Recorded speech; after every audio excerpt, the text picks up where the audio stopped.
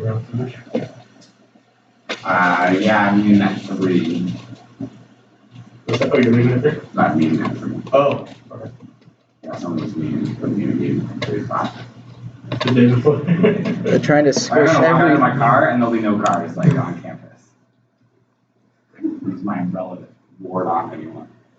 So that's why you brought the umbrella. The umbrellas are kind of dumb, like. But they serve a purpose. It's one of the coolest umbrellas ever. Yeah. It's just a stick, nothing up top, and it generates air, I guess, that goes around to push really? the ring. Yeah. Oh, wow. I don't know how well it actually works. Especially the wind. Yeah. Imagine the You think on a windy day, just like anything else, right, it's gonna be terrible. Yep. You just gotta tilt your wind umbrella into the wind.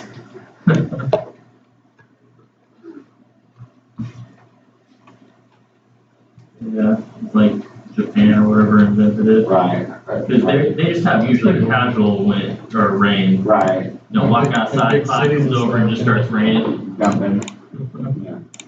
They always have the see-through umbrellas, right? Yeah.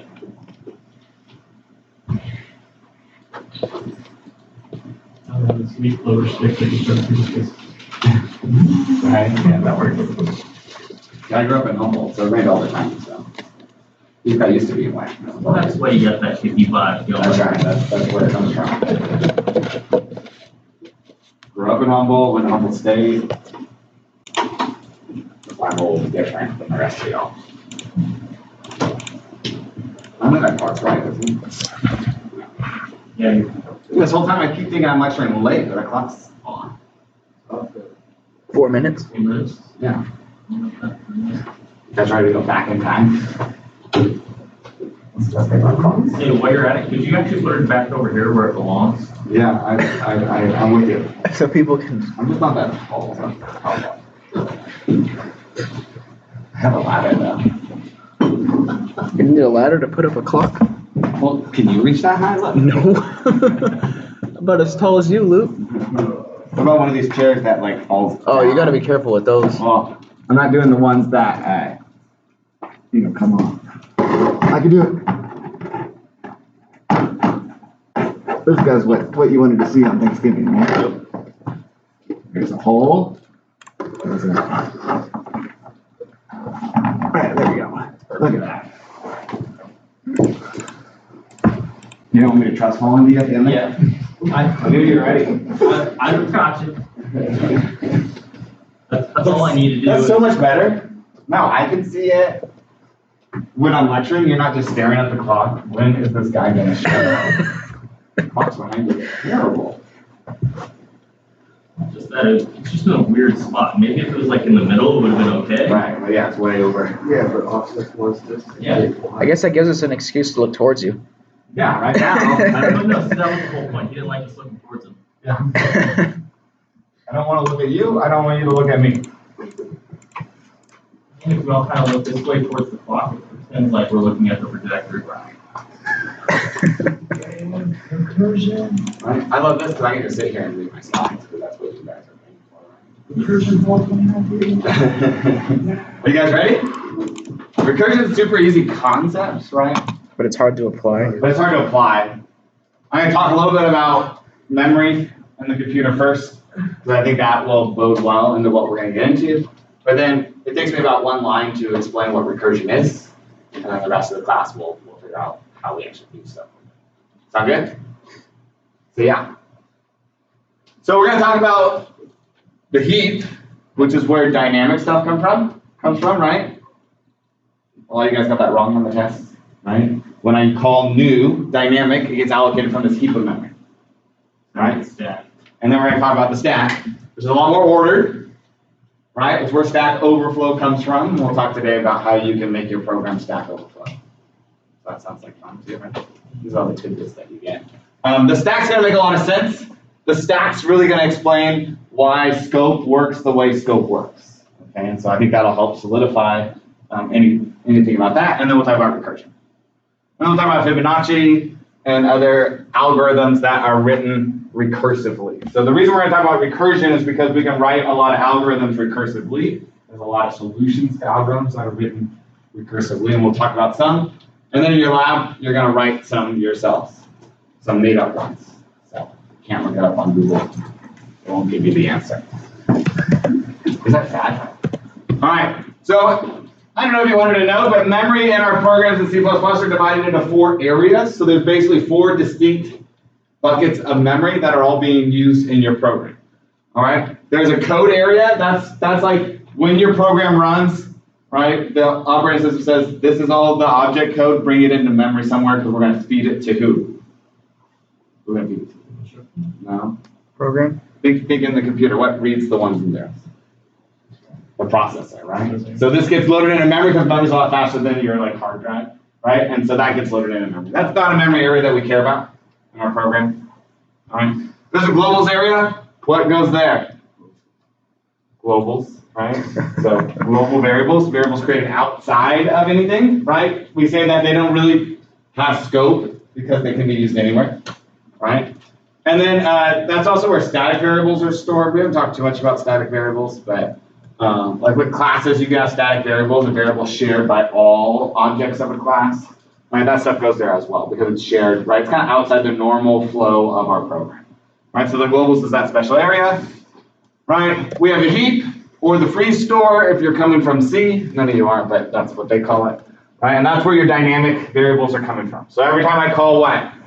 New, memory comes from the heap. Are we good with that? And then the stack is something that we haven't really talked about, but it exists. And that's where parameters, local variables, that's where they get allocated. So any regular variables, which includes pointers, right, they all get allocated on the stack. And they get allocated when your function starts to run, right? So when your program starts, what function runs? Main. Good, thank you. I was going to give up, but no one gave me that. I was just going to walk out, right? So when your program starts, main starts, and any variables that you create in main, which includes parameters, because we can do parameters in main, which we only did for what? Command line arguments. Remember we did that whole argc, argv step, right? So all those things get allocated when that function runs, all right, and all that stuff gets placed on the stack in what's called the stack frame. So they're all grouped together, right? This is the stuff for main. Everyone good so far? And the heap and the stack are the ones that we care about the most. Right? I don't think we really need to talk about the heap, right? When I say new, it allocates, if an integer is 4 bytes, it grabs 4 bytes from the heap. If I say new int 10, I get 10 integers, so it grabs what? 40 bytes from the heap, right? So this comes from the heap. This thing, int star dynamic int array, right? Those are allocated on the stack because they're regular variables, right? Meaning that they get allocated regularly like other variables. Right? It's kind of interesting, right? You're actually creating 2 variables, right? Because new int creates a variable, but then a pointer points to that variable. You need 2. What are some things about the heap that we care about? Successive calls to new do not necessarily give you successive memory. Okay? What I mean by that is that when I call new, right, it just says give me this chunk of memory. I want one new int. I want one new int array, right? If there's memory in the heap, it says, okay, great, I allocated this space for you, but the next space might not be right next to it, right? I think of it as like this bag that you just like put your hand into. Remember like when you did like trick-or-treating, right? And you put it all in your pillowcase, you just reach in and grab some candy out, right? It doesn't matter where the candy was located in the bag, you just grab enough candy of what you need. Does that make sense? Are we good with that? And then when you say delete, the memory gets returned to the heap. Okay. When I say delete, it just means it's no longer allocated in my program, meaning that it's available for my program or other programs on the computer to take it. Okay. It does not zero out everything, right? So whatever the bits were in that location, the bits stay the same. That's why when we create variables, they start with garbage because the bits have already been set, 0, 1, 1, 0, 0, 1, right? And so whatever value, right, the bits say for what you want, that's the garbage value that you need. Does that make sense? I'm trying to kind of bring a little bit of everything together today, which I think is a good thing for us. So I call new again. All right, what are advantages? Allocated memory stays allocated until specifically deallocated. I feel like that's an advantage and also a what? Disadvantage. Because the disadvantage is you can get what? Memory. Memory. The advantage is you got this memory, right, that you created, right? So that's bad. You have to access it through a pointer once again. You would say that's a what? Disadvantage, right? I don't know if that's an advantage or a disadvantage, right? What is it really good at? Creating things on the fly, right? When the program is running, create something. When the program is running, delete something, okay? We're going to talk about the stack again in a minute, but all your regular variables, they get created when your function starts, right? When main starts.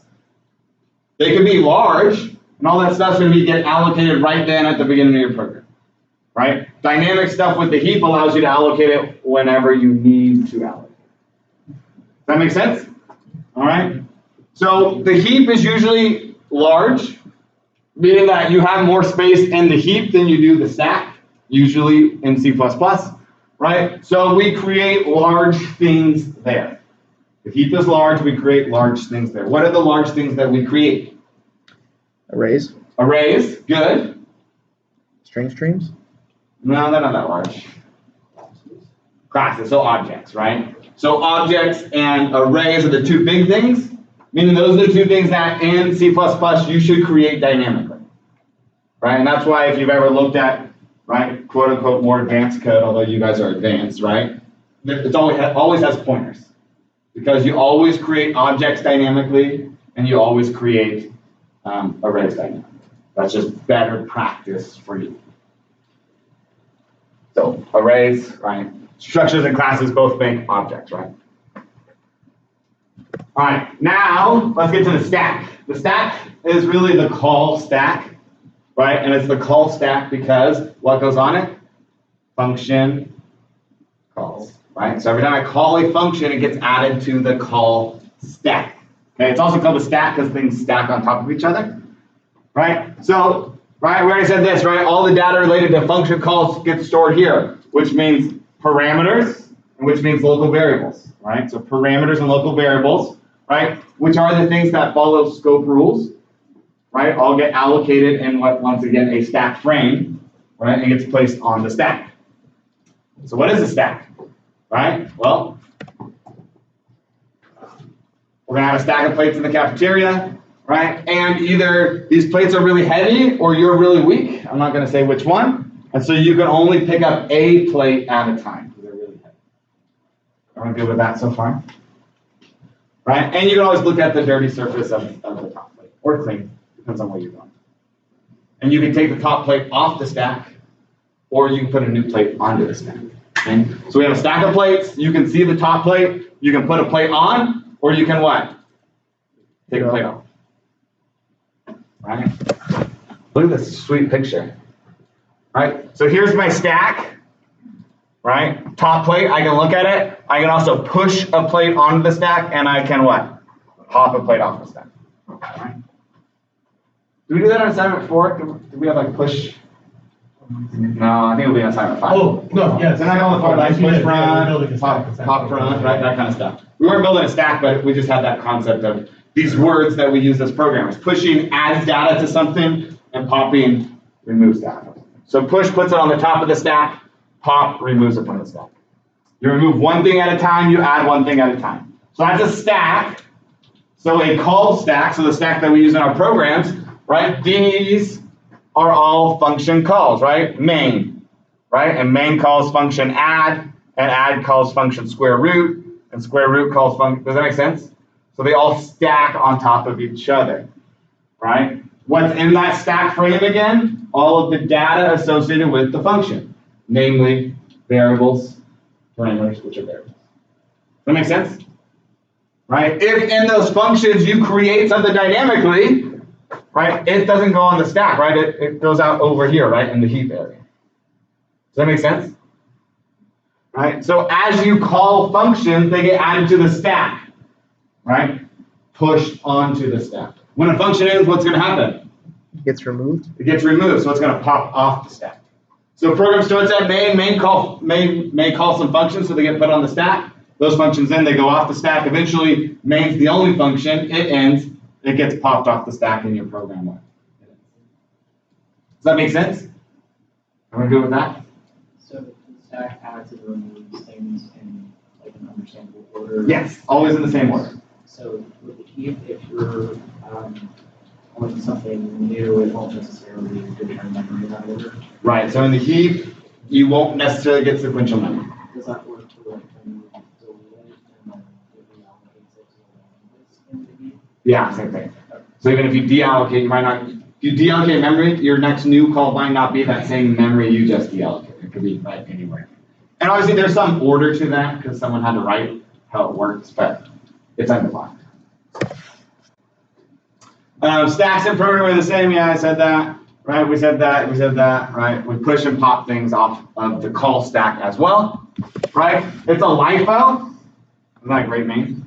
LIFO. Last in, first out data structure. Okay, last in, first out data structure, right? A stack is the worst thing if you're standing in line for your favorite movie. Okay, this last in and what? First out, which means the person in the back of the line that just got there when the movie started is actually the first one in the line. Remember, all the plates are heavy, right? And so you're down on the lower plate. You gotta wait for all the upper plates to pop off of you before you get to go see your movie. I'm gonna build a movie theater, Right? and it's gonna be called. So Last don't In. build a stacked movie theater. You wanna build a queue, which we'll get to queues eventually, and that's not gonna be last in, first out. It's gonna be First come. first in, first out. Right? Right? That's what you want if you're standing in line. Unless you're a procrastinator, and then you want it, right? You're like, I do want to show up late and then be the first one. All right. So we said this, blah, blah, blah, yeah. It is fixed size chunks of sequential memory, so you get these stack frames. They are a size, right? And then the next one goes on, and the next one goes on, right? They have a fixed size, so we want to not put large things on the stack, right? We want to put small things on the stack. There also is a marker, right? If you want to call it a pointer, call it a pointer, although remember this is happening behind the scenes, so it's not a pointer in C++, right? But there's a pointer saying where I am on the stack, right? Am I at main, the first spot? Am I at the next spot? Am I not at the next spot? But we don't have to worry about how that happens, right? Eventually, right, if you get into higher level computer science, you'll talk a lot more about this.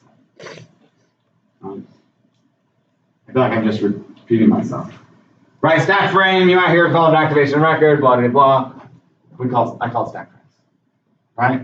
So everything about, right, the function gets kind of put into the stack frame, and the stack frame gets pushed onto the top of this thing, right? All of the data associated with it. And when the function ends, what's going to happen?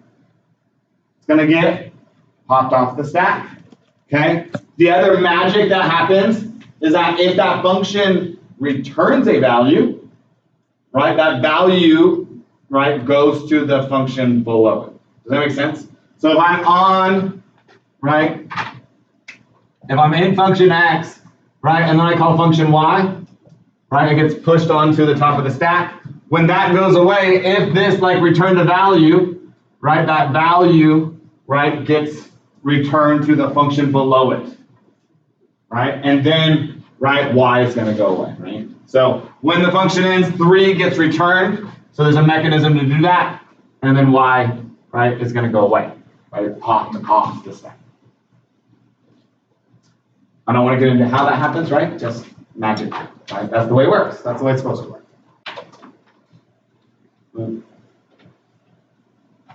What should you get out of everything I said, right? Functions pushed onto the call stack when they are called. They're popped off the call stack when they return /n. Okay? Why does scope work the way it works? This, right?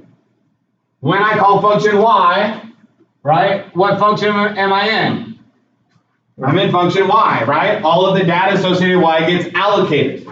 We use the data in y. I'm in that stack frame. Everyone good with that? So I can only work with y, right? When y ends, right, what happens to the stack frame? Popped off. Does it make sense why I can no longer access those variables?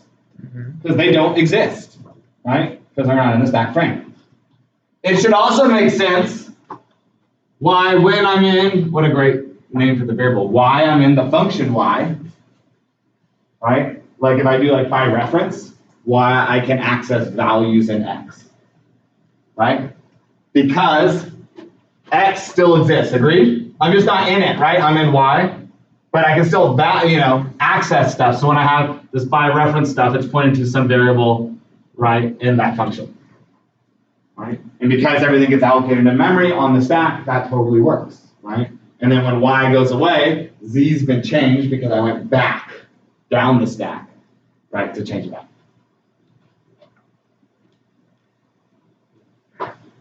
Right? And you should also know that they're like those, right? Last in, first out, right? Type that.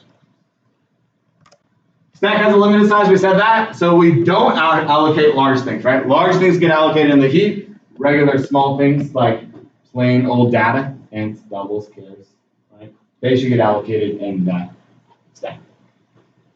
Now you put too much stack, it overflows into their memory. So, right, I mean, think of my board being as much memory as I get allocated, right? If I add something else, I'm gonna start drawing on the wall, okay? That would be stack overflow. I've gone too far, right? I keep putting things on the stack before they go down, right? And that's a problem, right? And that's where the website gets its name, right? It happens if you have too many nested function calls and those function calls don't end, meaning, right? A calls B, which calls C, which then like calls B again, which calls C, which calls A, which calls C, right? Remember, this is before it ends, you call these functions. And so what happens is that your right main starts here, right? And then it calls A, and then it calls B, then it calls C, which calls A, which keeps calling, right? And you have to call a lot of functions to get stack overflow. And so what happens is that if you nest too many of these function calls, or they kind of make a loop, like A calls B, which calls C, which calls A, which calls B, which calls C, right? It keeps doing this over and over again. Right? Eventually they keep stacking, right? And that's the end of it. Does that make sense? Right?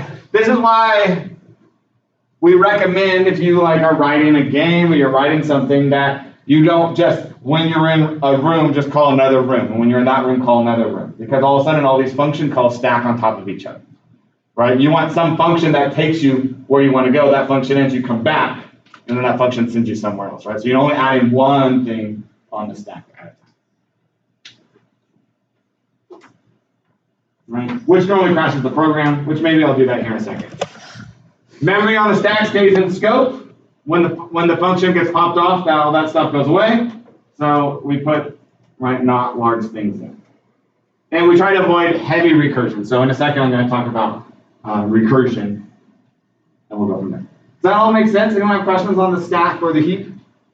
Right? This thing, I'm going to draw this a lot today, but this is really important, right? There's a set way that when you're in a function, when another function gets called, you go to that function. When that function ends, it goes away, but if a value gets returned, right, that value comes back. Good? Should we crash my computer? Let's do it. This is your lab for today, but I'm going to really go. Did you not see all the answers? Did you not get it quick enough? It wasn't there. And then, stupid add-in here. Gobbles up all my extra white space. All right, int main. Let's do this for a second. X, Y, Z. We're going to see out ampersand X. A new line. Don't do a semicolon, but just reflex. And L. Wait, even the computer doesn't want to do it today. What does the ampersand before a variable mean? Reference. Okay, by reference on parameters. We're not doing parameters here. Oh. No, stars are pointers. You guys got this one on the test too. That's why I'm asking. What? It's the memory address of where that variable is located, right? So X, Y, and Z are the values in those variables, which we know right now are garbage, right? We know that? So yes, we know that. Yeah. Right? But ampersand X is where is X located, right? X, Y, and Z should be located where? Next to each other. Right next to each other on the stack. Yeah, right. So they should be located right next to each other on the stack. So we're going to see if I'm a liar today or not. At least when it comes to this. Question. And then why don't we do this too? All right, let's int star a equals new int star b. Come on, I can type b equals new int star c equals new int. And then let's see out. A new line, B, a new line, C, a new line. Right? A, B, and C are pointers. Everyone good with that? Right? So they get stored the memory address of where these things are doing. So when I see out A, it should output a memory address, right? Where is A located?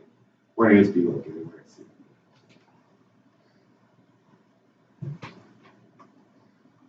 If I typed it right.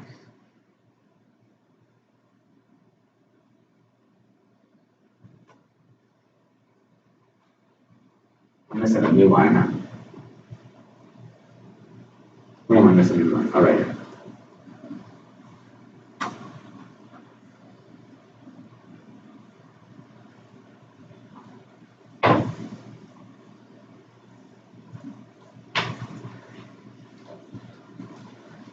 All right, so the first two variables are allocated on the stack. So those are the memory addresses of where they are in the computer, right? And you notice that they're all what? Just look at the last numbers, because all the other numbers are the same, right? It's 2B what? 2B4, 2B8, and then 2BC, because we're counting hexadecimal. So hexadecimal goes up to F, right? Right, 9, and then you go A, B, C, D, E, F. Everyone good with that? How much space does an integer take up? 4 bytes. 4 bytes, right? So we go from B4 to what? B8 to BC, because 8, 9, A, B, C. Don't you count in hexadecimal? Come on. That's what CSCI stands for. That's where you start doing stuff like that. So those three things are allocated right next to each other, agreed? They're in sequential memory, right? Because they're each 4 bytes from each other, right? The other three things I said what? New int, right? Integers are how big? 4 bytes. 4 bytes. How far are those apart from each other? More than 4. 20 bytes. Right? I don't think it's 20 because it's hexadecimal. It's more bytes than that. Oh. I know, right? Come on, don't you count in hexadecimal?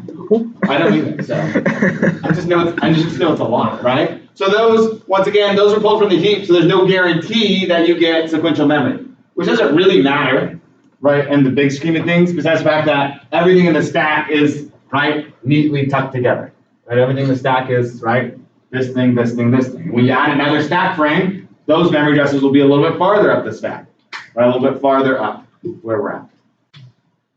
You can see there's a lot of memory, right, because those memory addresses go really far out, right? There's a lot of memory in the computer. Does that make sense? Anyone's eyes open at all? Was that boring? I don't know. All right, you ready for the one slide for recursion? Right? I told you it was just one line, right? Recursion happens when a function calls itself. That's recursion. So you're in function f. In function f, you call function f. Right? And then in function f, you call function f. Right? If you do this too many times, what's going to happen? Stack Overflow. Stack Overflow. I told you I would crash I forgot that I was going to crash this, right? And f. And then f we call f. Some of you guys have done this on accident. Today I'm doing it on purpose. And some of you have accidentally, like when you're in a function, right, called it itself. What does this mean? Main starts, and what do I call? Function f, right? So main is on the stack, and then function f is on the stack. Everyone good? And then inside of that function, what do I call? Function f. Now that is and this is key, it's a different function f, right? Oh. Main, function f with its variables, and then we call function f, which is a new function f with its variables. And that function calls what? Function function f, which is a new f with all of its variables, and I keep doing this until I get what? Stack overflow. And that's not what your program's going to say, it's just going to crash. And it might go really quick, it might go really slow. It goes really quick. I wasn't allocating a lot, right? So you get a seg fault, but if you looked at what that was, let's see if I can do this. Going off script today a little bit. Put debugging flags on. GDB dot out. Run it. There is no warranty.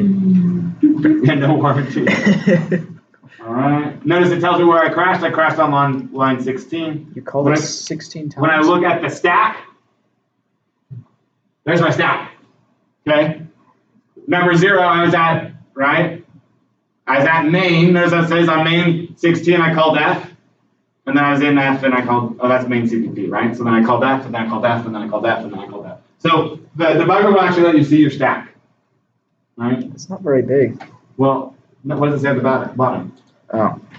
Right? Oh, Oh. 50, Oh, I see. 153, 159, 155. Oh. Right? And yeah, think about how fast that happened, right? It just happened instantly, right? It's just like, oh, program died. You just assume that like it went 5 lines and crapped out. No, it like called function over and over and over and over and over and over again. That's a lot. Holy.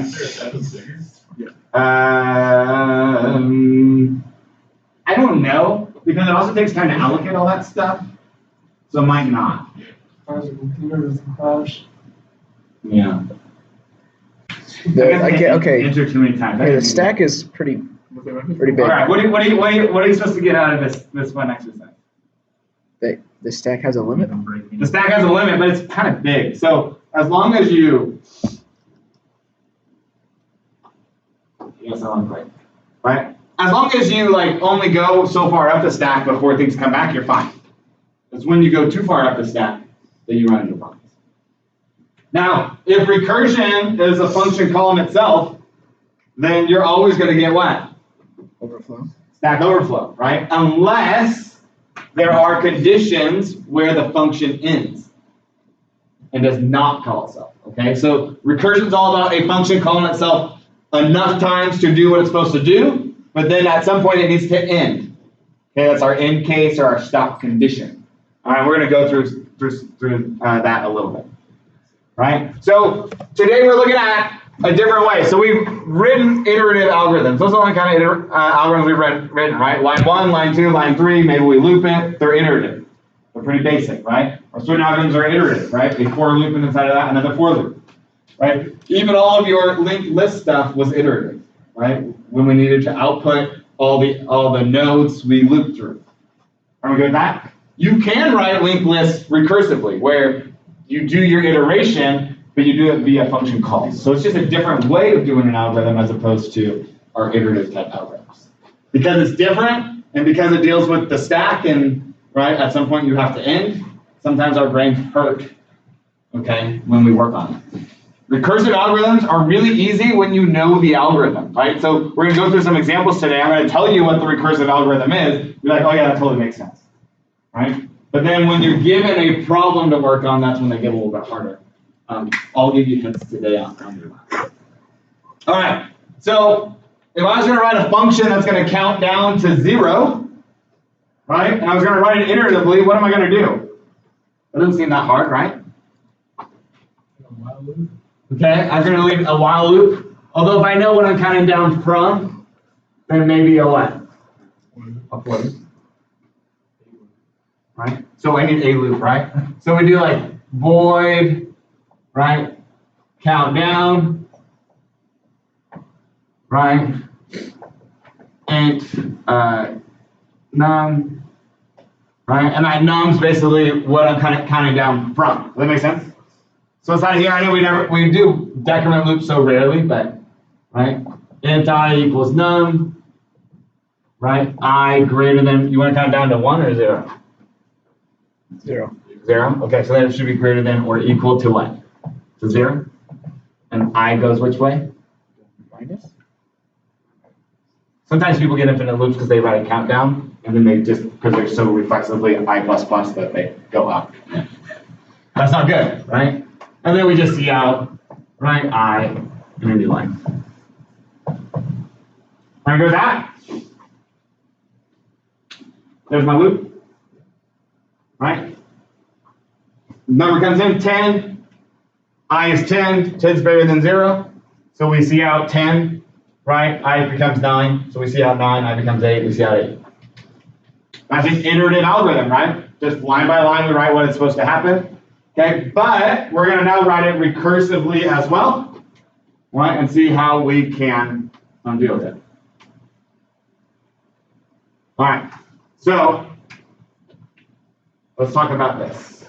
I don't like this. Let's do it. So I'm going to write another function called countdown. It's the same function. Go figure. Right? It's also going to take a number, right? The number I'm counting down from.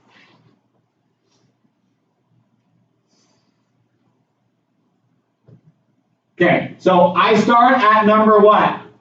10. And I'm saying that we're going to write this recursively, which really, when I say that right now, for us, it means that you don't get to write a loop. Okay, the loop is going to happen via what? Function calls? Function calls, right? So the loop's going to happen via function calls. Okay, so what number am I trying to output right now? 10. 10, right? The number that I'm starting with. So what should I do first? See out numbers.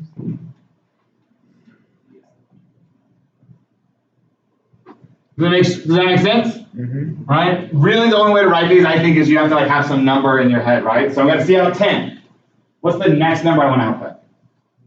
9. 9. Now, I'm not going to loop, right? And I don't know how many, so I can't just say see out num minus 1 and then see out num minus 2 and num minus 3, right? Because I don't know how many I have. Okay? But do I have a function that will see out a number? Countdown. I do, right? Countdown is a function that will see out a number. Everyone go with that? So what could I do? Call the function. Call the function, right? Because countdown, right, is this function that outputs the number. Agreed? If I call countdown, what do I pass in? Yeah.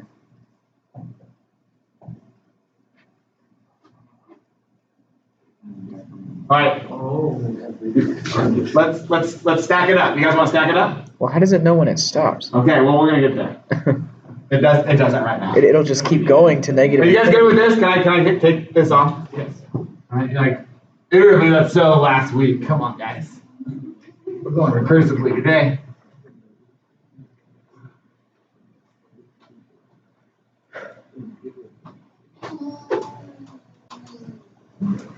I'm going to confuse this too because you can write stacks this way, but I can also write the stack inverse just because.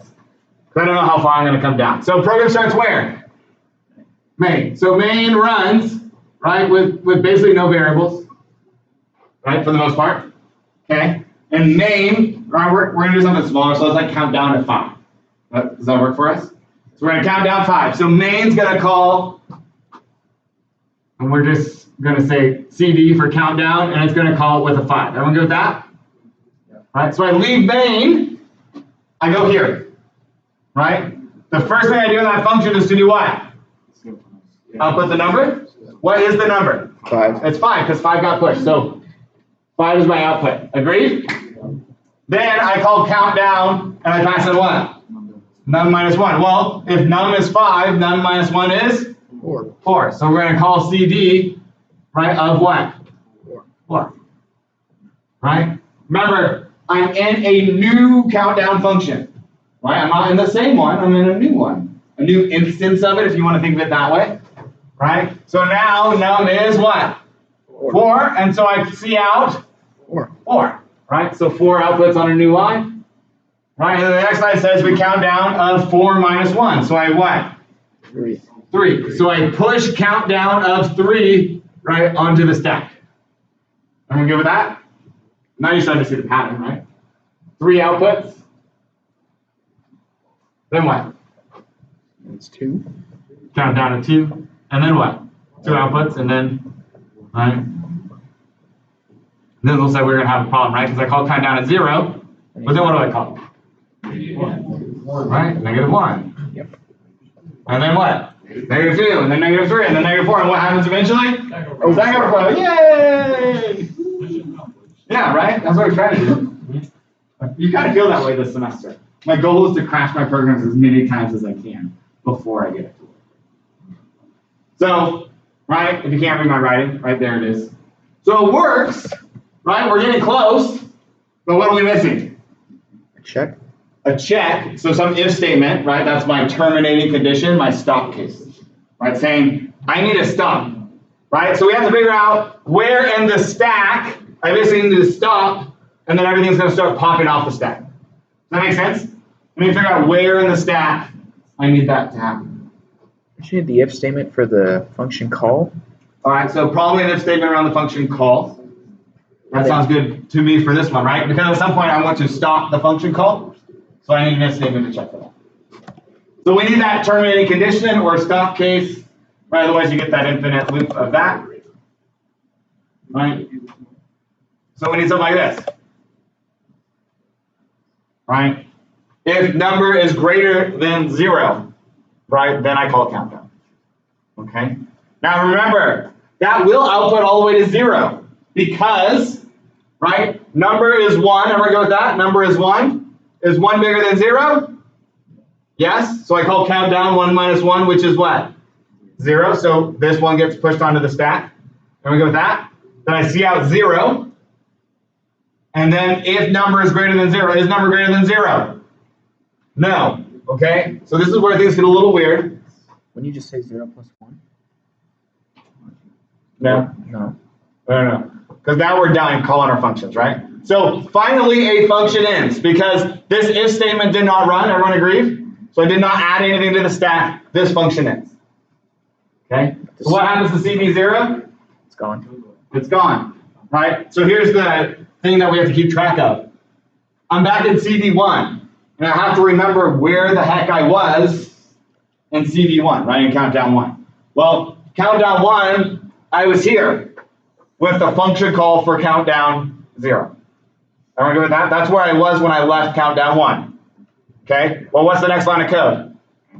Close curly. So countdown 1 does what? Pops off, right? Where was I in countdown 2? Well, I was right here when I said countdown 2 minus 1. So what's the next line of code? Function ends. And what's going to happen? Pops off. Do I have to keep doing that? No. Pop, pop, pop. I should have brought in popcorn today or something. I'm back to main, and then main ends, and we're done. Okay. Now, this is how I know if you know what's going on. If I move this cout statement to the bottom, okay, so the if statement stays, the cout statement's on the bottom, okay, how does my output change? Remember, it was 5, 4, 3, 2, 1, 2, 9, 8, 7, 6, 5. Will it only output when What? So I won't return 0, no. So I'll put them all at the end after the what? after the deck? After all the function calls, all right? You're gonna put the stack back. CD5, right? Is it gonna output anything in CD5? No, what's it gonna call first? CD4. Is it gonna output anything in CD4? No, it's gonna call what? CD3, CD2, woo, CD1. I feel like I just did this, right? It's gonna call CD0, right? Now in CD0, is 0 bigger than 0? No, and so what is it gonna do? It's gonna see out the number. Maybe that's what you're trying to say. Right? So it's gonna see out which value? 0. 0. Everyone following? Yes. Right? The cout is after all the function calls. So I get all the way to the bottom of the stack before anything's happened, right? Anything that we see has happened. Because there's no cout statements yet. Okay? This function cout's what? 0. And then the next line of code would be the function popping off the stack. Agreed? Mm-hmm. Right? And then cout's 1 because I was at countdown 1 minus 1. Right? And the next line of code would be that cout, right? Because we've moved the cout statement down. So it'll count up. So it's count up.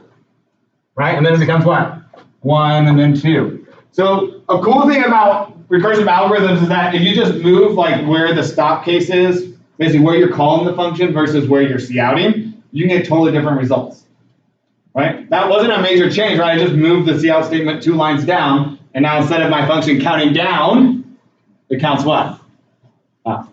So order definitely matters in recursive algorithms, right? Where do you call stuff? And all that fun stuff. A little dangerous. And if you do it wrong, you get stack overflow, which is even more dangerous, right? Right. How many times have I made you write sum this semester? Like take an array, add all the values. 5 together, times. right? Too many times, right? Well, you can do it recursively as well, right? Not just with an array, but just it itself, right? Adding some number. So I want to sum to some value, right? Some sequence. Right? You guys probably better this, right? Don't you do like the weird E and you say like, right, n equals 0 to 5. It's the other way. It's the other way. Oh, just use a mirror or something. Come on. We actually tested on that today. Are you? Well, here you can write the algorithm to do that. Anyway, let's write some sequences. Does that sound good? Right. So basically, we're saying sum 2. Right. Sum 2 has some number. Right, and I want to sum to what? That number. Does that make sense? I'm good with that? So you want to keep adding things together till you get to that number? Sum to the number? Yeah, I'm going to sum to the number. So if you, this way? Yeah. Right? So I is 1, and I want to sum to 5, right? I'm going to pass in 5, which will be 1 plus 2 plus 3 plus 4 plus 5. Does that make sense? Everyone good with that? But instead, write this with a loop, you can do it with your eyes closed. Because you can type with your eyes closed. No? Do you only need to take keyboarding classes? I gotta look. Could you thumb it? No. Okay. Just curious. Right? So when you're writing a recursive algorithm, you have to say, okay, so I need to add all these numbers together, but you also always have to be thinking, what is my terminating condition? It's like the iteration, right? You're trying to iterate from 1 to 5 and add all the previous Right, values. so I'm trying to iterate 1 through 5, although I'm not going to iterate, right, with a loop. I'm going to iterate with function calls. Good. Right? And so I want to pass like 1 onto the stack and 2 onto the stack and 3 onto the stack and 4 and 5, but somehow add all those and keep a running sum together, which is a little bit more Well, complex. since it's on the stack, don't you know the value? You know the value where you're at in your stack frame, but when I'm on this, when I'm here, You can't go that far back. I don't know this value. Right? I can't go, oh yeah, go 8 stacks before me, right? Right, exactly. So somehow I have to keep the numbers as I go. So we're summing up to a number, right? So we're adding 1 plus 2 plus 3 plus 4 plus 5, but what value do I have? Right, in my function, my parameter, I just have one value, right? And that value is the value I'm what? Summing to. So while in our mind we might think 1 plus 2 plus 3 plus 4 plus 5, because I have 5, I really should be thinking what? 5 plus 4 plus 3 plus 2 plus 1, which is a little similar to countdown, right? On the same vein, a little bit. So really we're summing down, right? By countdown, we're summing down, right? 0, but do I really need to add 0 when I'm summing? No. So that's my terminating condition, right? My terminating condition is that I am summing down to, but not including 0, right? So I want to push, right, all these function calls onto the stack until I get down to 0. Right? Everyone get that, right? So if the number is less than or equal to 1, right, that's when I want to not do anything, right? That's my terminating condition. So a lot of times that's the terminating condition, but my if statement is going to be the inverse, right? I'm going to say if the number is greater than 0, right, that's when I want to call the function a little bit more. So you'll see that when we write it, it won't be number less than or equal to 1, it'll actually be number greater than 0.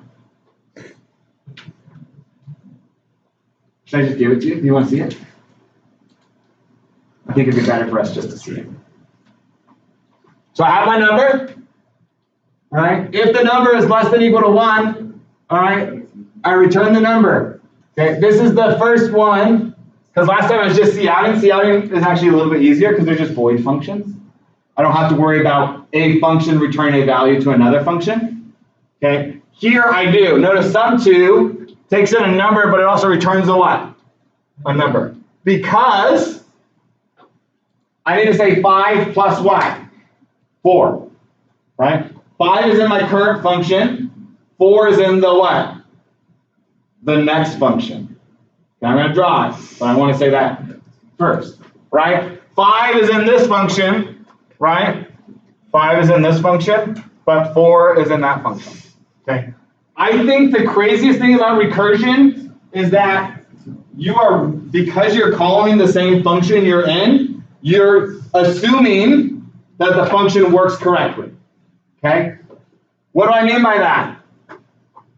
We said sum2 is supposed to add values together, right? So if I say sum to 4, it should be 4 plus 3 plus 2 plus 1. Everyone agree?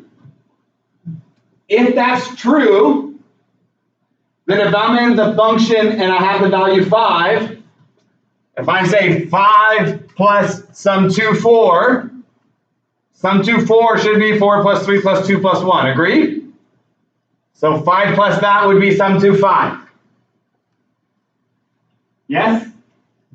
Yes. Yeah. I see half blank looks. It hurts a little bit. Okay? You have to assume that the function works. We have defined sum2 as adding these values together. So I can draw this by heart. Okay. Sum2 4 is really 4 plus 3 plus 2 plus 1. Everyone agree?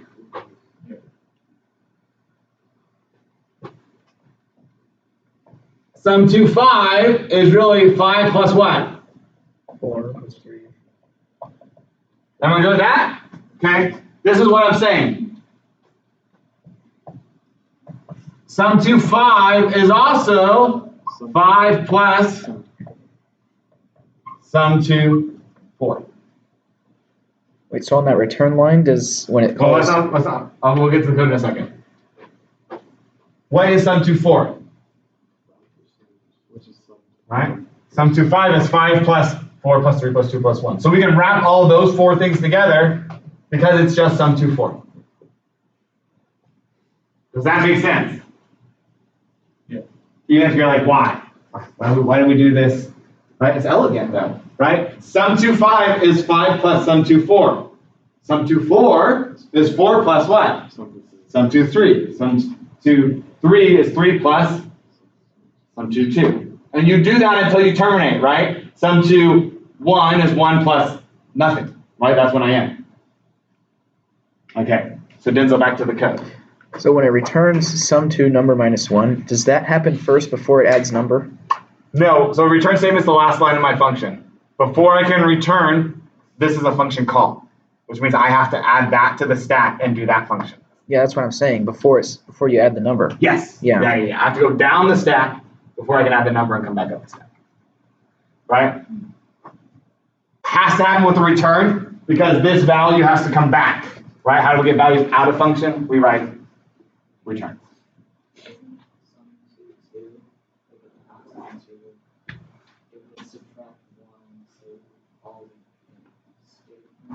Then we do sum2 1 plus 2. And 2 plus 1 is hopefully it's going to work out. All right, let's unwind it. Because you have to do that with stacks, especially when you're learning it.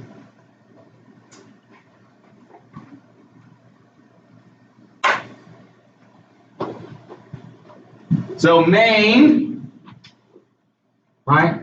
What do I want to sum to? I don't want to go super far. 3. 3, let's do 4, okay?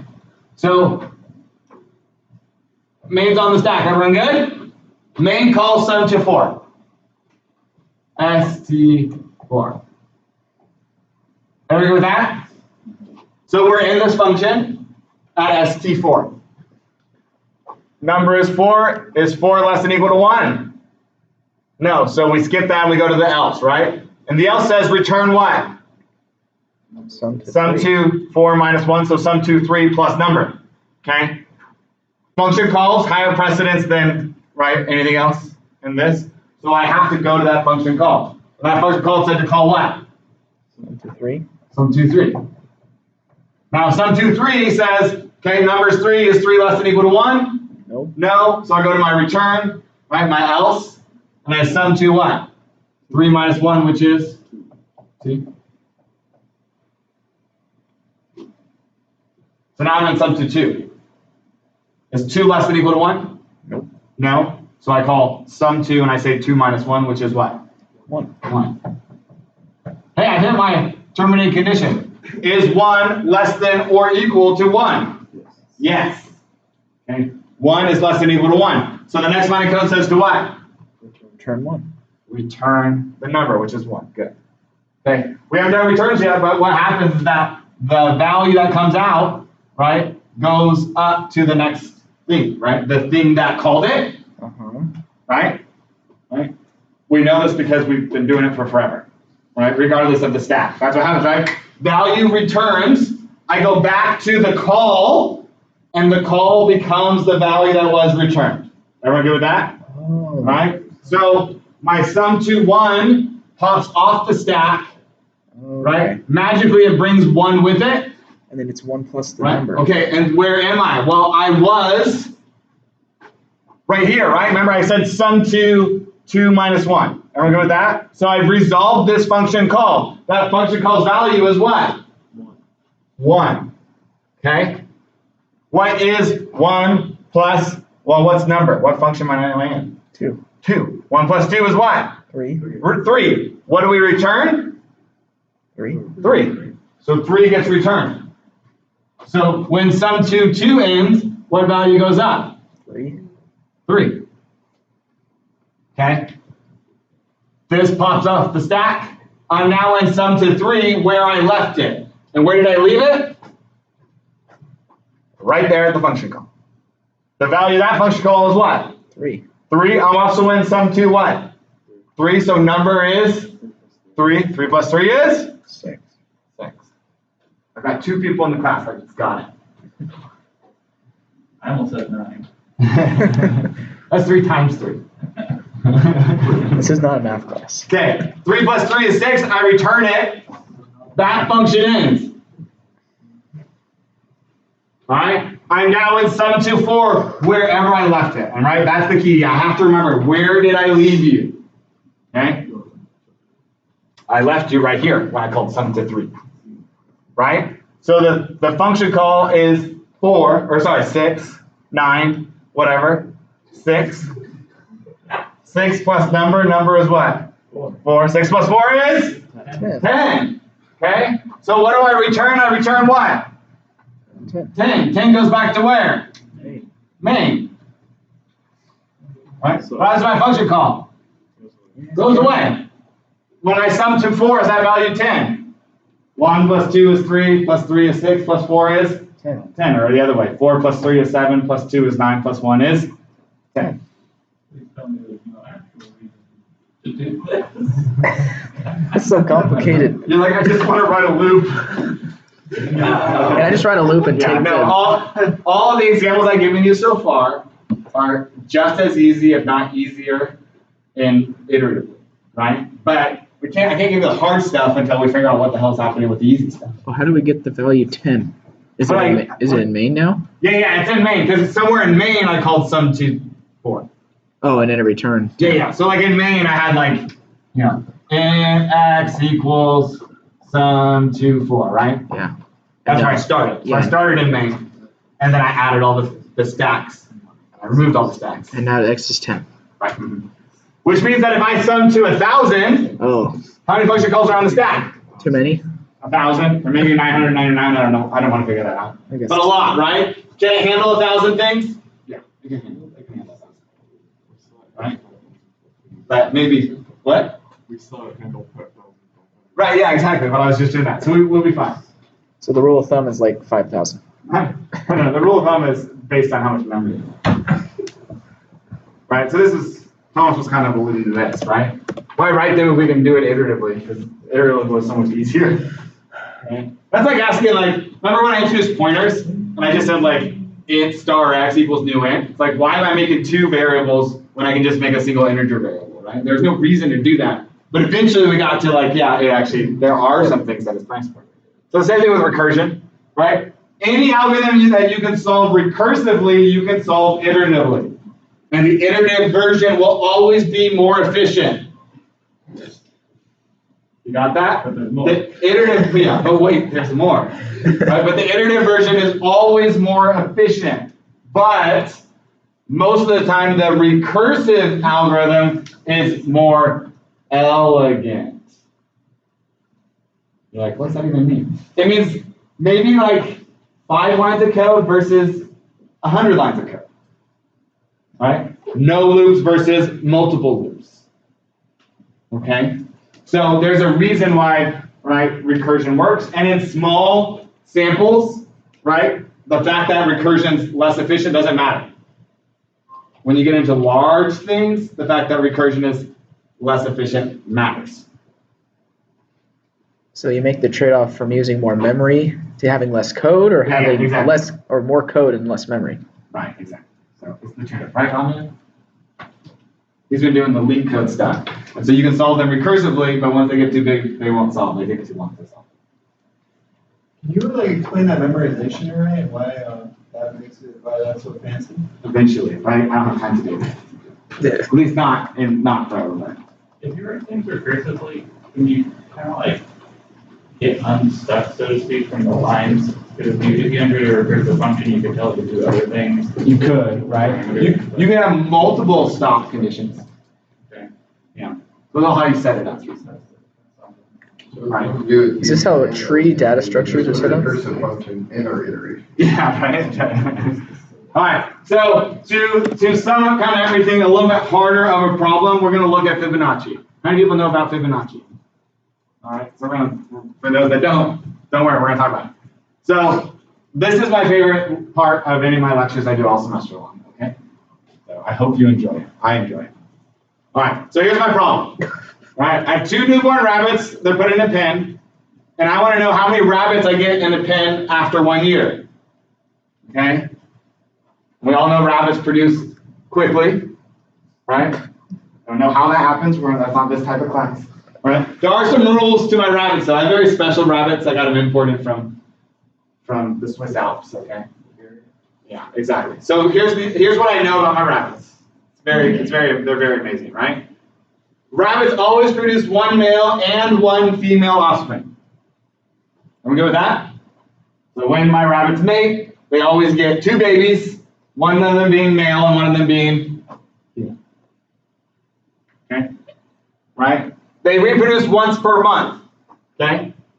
So every month I get 2 new rabbits, right, per pair of rabbits. I get a pair of pairs, right? And they reproduce when they're 1 month old, so they get a month to just be babies. And then they start producing, because I need more rabbits, right? I have a rabbit farm. I don't know what good a rabbit farm is.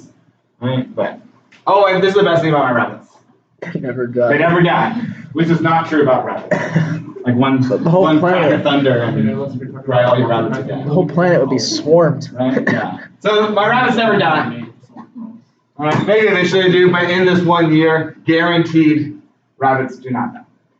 Everyone good so far? Everyone good with the setup? This is all incest. Right? Yeah. Let's not talk about it. So here's my first month. What do I have? I have a pair of newborn rabbits. Yay! Right? From Hungary. The Hungarian rabbits. No, we decided the Hungarians sound a lot cooler. So I have 1 pair of rabbits. I'm going to go with that? 1 pair of rabbits. Okay. What happens in the second month? They both produce a pair. They get old enough to reproduce, but they don't reproduce, right? They get old enough to reproduce. So I still have, in the second month, I still only have a pair of rabbits, right? This doesn't seem to be working out so well. Right? But look, they're bigger. Right? So in month 3, what happens? They reproduce and they don't what? They don't die. Right? So in month 3, I have how many pairs of rabbits? 2 pairs of rabbits, right? A pair of adults and a pair of what? Babies. Babies. Okay, what happens in month 4? It's another pair. I get more babies from this adult pair, and what? These ones grow up, ready to produce. So how many pairs of rabbits do I have? Ooh, month 5, what happens? Get 2 more pairs. Right? They make babies. They make babies. They grow up, right? So I get 3 adult rabbits, pairs of adult rabbits, and 2 pairs of baby rabbits. For a total of how many? 5. Feeling I got all this board space over here. Right, they never die. Right? Okay, month 6. Right? They produce. They produce, they produce. Agreed? So we can kind of double that. So that's 6.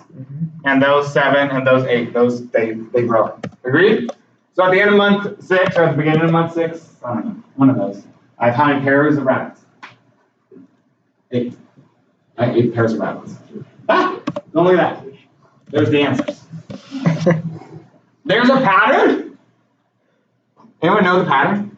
1 plus 1 equals 2, 1 plus 2 equals 3. 1 plus 1 equals 2.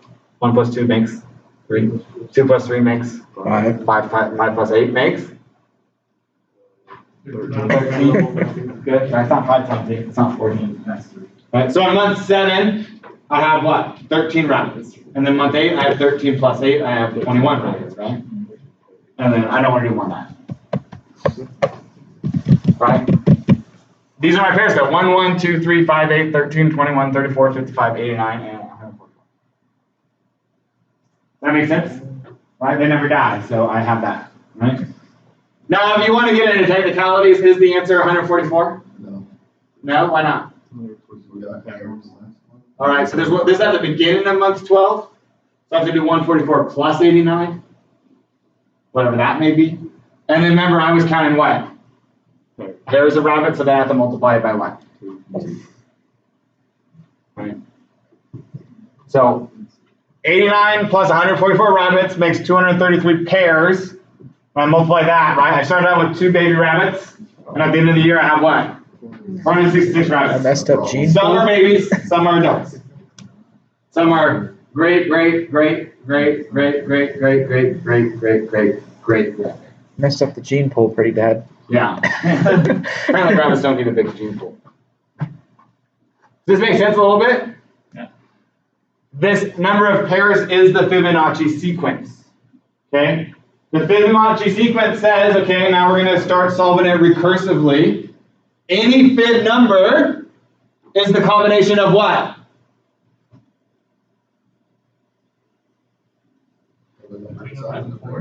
Okay, yeah, there you go. The number itself. And then the previous one. It's not the number itself. The current, right? So if I was to get 12, right? Fibonacci 12, right? It's not Fibonacci 12, it's what? How did I get 144? What did I add together? The 11 and 10, right? 55 and 89. So you could say fib of any number is defined as being fib of n minus 1, right? The previous Fibonacci number, right? You don't say n minus 1, because n minus 1 would be 143, right? Does that make sense? You have the previous Fibonacci number, so fib of n minus 1 plus what? Fib of n minus 2, right? And you would define fib of 1 is what? We're going to get stock case.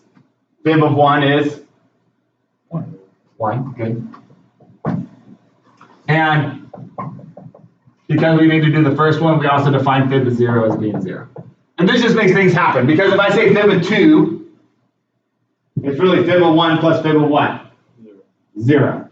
Well, fib of 1 is 1, fib of 0 is 0, 1 plus 1 is 1, and fib 2 is 1. Okay?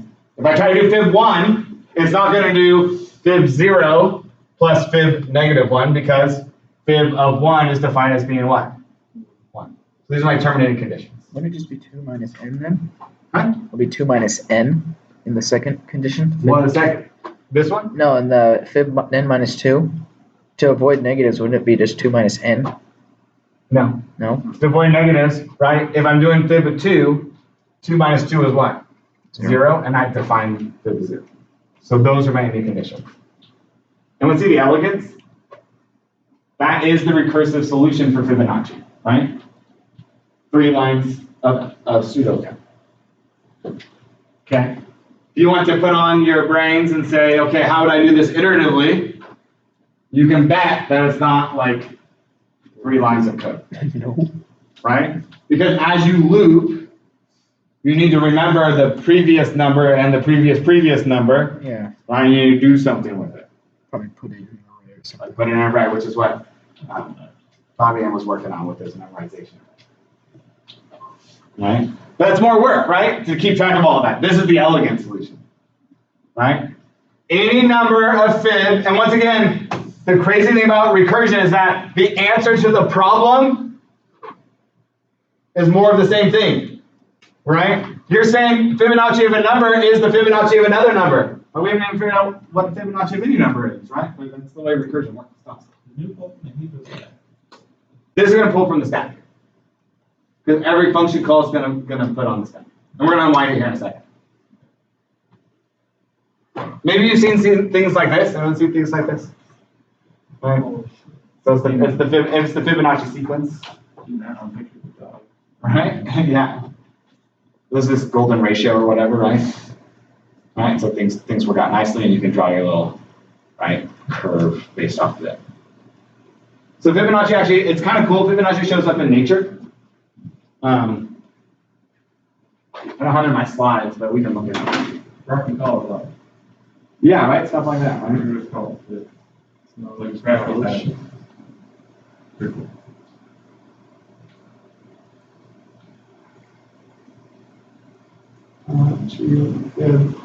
Fibonacci sequence in nature, like people search for this.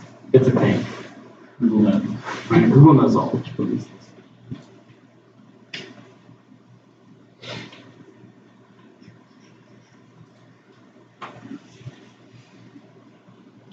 So like, it shows up like in a conch shell, right? It actually shows up in pine cone, right? And obviously in snails. Here's like some succulent plant, and it shows up in that as well. So it's kind of cool. Fibonacci has this, right, relation to nature. It is weird, but it happens. Anyways, we don't care about that, right? That's not the perfect alpha. What was it in there? Yeah, the This is property, right? right there. Yeah, there you go. See, so the way that it grows, right, is in this kind of ratio, which is super cool. My final project in college, in undergrad, was we were using Fibonacci to forecast stocks. So some guy had written a book about like how Fibonacci in the stock market you could like use it. So we wrote something to do that. Obviously it didn't work because I'm teaching you guys, not just sitting somewhere, sipping some cocktails over the ocean or something like that. Or maybe it did. Maybe it did, right? This is me giving back to the community. Yeah. Yeah, Luke's really a millionaire. Right. Right, we talked about that. Blah, blah, blah. Right? We're not going to worry about how to write it that way. Like, you know what, cut the power. That's how it works. So it's defined as this, right? Fib of 0 is 0, fib of 1 is 1, and fib of n is n minus 1 plus fib of n minus 2, so long as n is greater than 1. Right? So these are my cases. Right? And recursive algorithms will be defined a lot like that. Right? These are my terminating conditions. All right. We're going to do it on the stack. All right. This is hard because I'm not actually going to do it on the stack. All right. And the reason for that is because stacks are linear, right? Push, push, push, push, push. Right. Fibonacci isn't linear. It's really tree-like, right? Because I'm calling fib of something and fib of something else in the same function. So it's going to tree out, which is easier for me to write. But technically, it all gets pushed on the stack, and one of them happens before the other. All right, let's just draw the stack real quick, right? So fib of 4 is defined as what? Good, right? This, right? So fib of 4 is fib of 3 plus what? fib of 2. Right, so both of those get placed on the stack. Right, technically only one of them gets placed on the stack. So you kind of go down one path as far as you can go and then you come back, right? So technically like fib of 3 gets placed on the stack, right? And then it does stuff, right? Those get placed on the stack. We come back eventually and then we go down the stack the other side. That's more than what I really care about. So fib of 3 is what? Fib of 2 and what? Fib of 1. Right? Fib of 2 is what? Fib of 1 plus fib of 0. Fib of 1 is already defined. Agreed? Right? Terminating case. I don't go any farther. Fib of 1's already defined. I don't go any farther. Fib of 0? Right? Terminating case. I don't go any farther. But I haven't done these yet. So fib of 2 is what? Fib of 1 and fib of 0. Right? Fib of 1 is a terminating case and fib of 0 is a terminating case. Alright? So now we can add these together. Right? Fib of 1 plus fib of 0. Right? Well, fib of 1 is defined as 1 and fib of 0 is defined as 0. So when those pop off the stack, right, together, right, we get what value? 1. So fib of 2 is defined as being what? 1. And these go off the stack. We have fib of 1 plus fib of 1. Fib of 1 is defined as being what? 1. Right? So I get 1 plus 1, which is what? 2. So fib of 3 is really what? 2. Right? This is the lecture I get cancer from, I think. Fib of 1 is what? 1. Right? Because I think we're going to start to do 2 plus this. Well, to do that, I had to do that stuff, right? So fib of 1 is just what? 1, like I said. Fib of 0 is 0. 1 plus 0? Such hard math, right? Is 1. 1 plus 2 is what? 3. So fib of 4 is what? 3. Right? It's 3. Which it is. Right? Because the sequence is 1, 1, 2, 3, 5, 8, 13. That's as far as I got memorized. That makes sense a little bit, right? Once again, it makes sense on the board, right? What's happening, right? Hopefully it makes sense here, right? What hopefully eventually makes sense is that it can't be right, right? It shouldn't be too hard. It's an if statement, right? If what? If num is what? 0, that's a terminating case, right? If the Fibonacci number is 0, what do we return? 0. Good, right? The key thing is we have to return, right? These can't be void functions. We have to return, okay? Else if what? Num equals what? 1. Return. Right? Return what? 1. Right. Okay. Now the hard part, right? Yes. It's actually not that hard. Right? It's what? Fib of N minus 1. num Num minus minus 1 plus what? Fib of num minus 2. Fib of what? Num minus 2, okay? I wrote this way on purpose because there's a glaring error in my algorithm.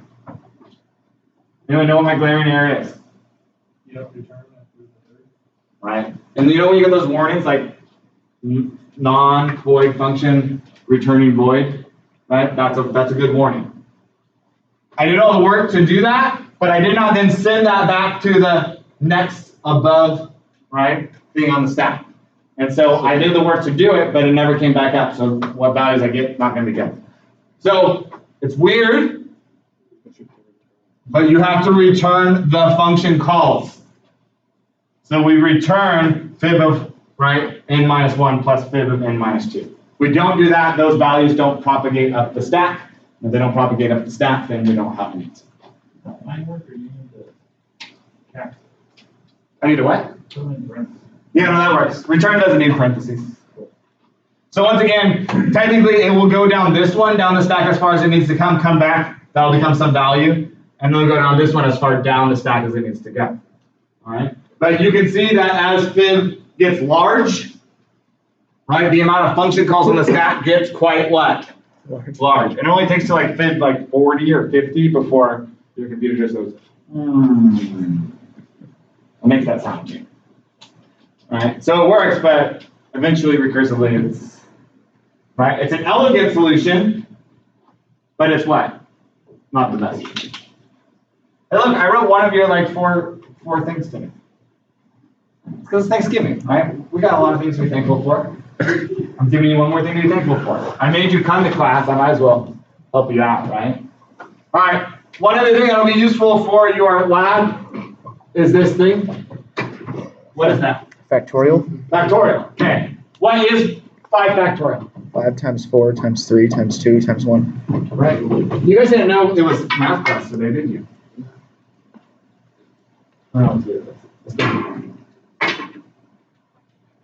This looks a lot like sum 2. Right. Multiply. Because we're just multiplying as opposed to that, right? And we did that recursively, so can we do this recursively? Because not only is 5 factorial 5 times 4 times 3 times 2 times 1, 5 factorial is also what? 5 times 4 factorial. Right? And when you see factorial on one side and factorial on another, right? Think function on one side, and that function's calling the same function on the other side. It's what? Recursion. Right? So factorial has a super easy recursive, and it's actually easier than Fibonacci. Right? Super easy recursive solution. Right? N factorial is defined as what? N times N minus 1 factorial. Yeah, we'll put some parens on. Agreed? Do we need a terminating condition?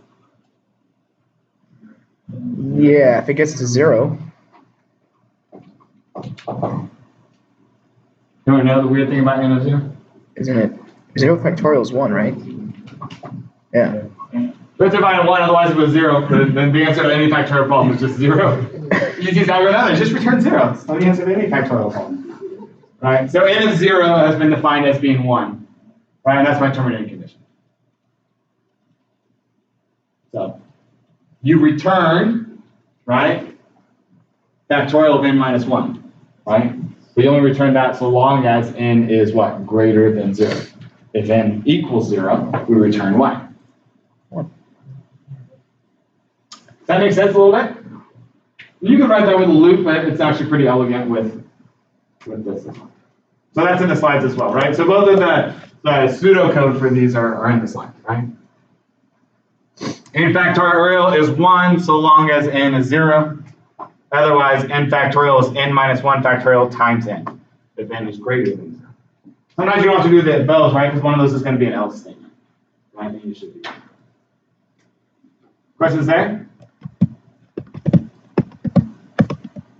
I like to ask questions like that and then not look at you. Anyone have a question? No? All right. Well, I'm gonna leave now. Give my back to you. I just wanted to show you because it should be. No. Really? How is Wikipedia not the first? I thought Wikipedia was always the first thing. Maybe Google and them are in a fight or something. I was going to show you, this should show you both, just so you kind of get an idea of, right? Here's the recursive, right? It's just in one nice little thing.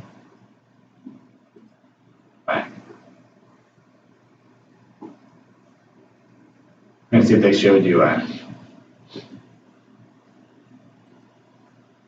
Here's another one of those things where I'm like, how do people figure this out? Right. Who started doing this? I was hoping that they would give you a iterative answer, but no, they're just doing more math than I really want to deal with.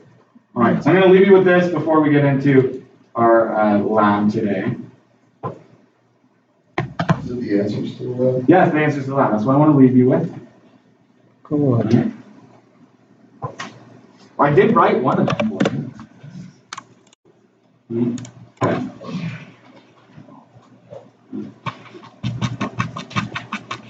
I think I did this in the end of, I guess I did in the web dev class, right?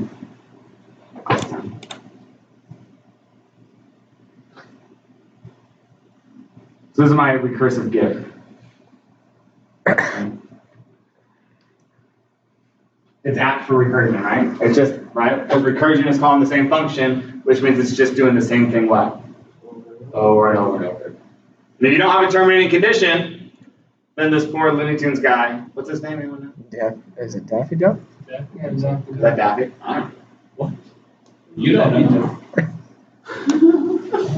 He's Robin Hood, that's what I Is know. that Donald Duck? No, It's not Donald. it's Daffy. It's Daffy from Looney Tunes. Definitely Scrooge. It's Bugs, right? What's Scrooge's name? Gold McGee? No, what's his name? What's the guy from? You guys. He's got a lot of There's Huey, Dewey, and Louie, and what's their dad's name? Or their uncle's name? Sorry, McDuck? Yeah, Scrooge McDuck. I know that. But is his first name like just like Gold or like it's some kind of weird something? Anyways. I don't think he has a first name. Hey, by the way, this doesn't end. I've watched it way too long before. He's got a lot of he's got a lot of he's got a lot of stamina. He's just smashing into the tree. What? Did you watch it out of curiosity or just because you had it playing in I class? think I had to play in class. I mean, plus I just know how these things, right, how these images actually work. It would be huge if it was. All right, you wanted the answers? Is that what I heard?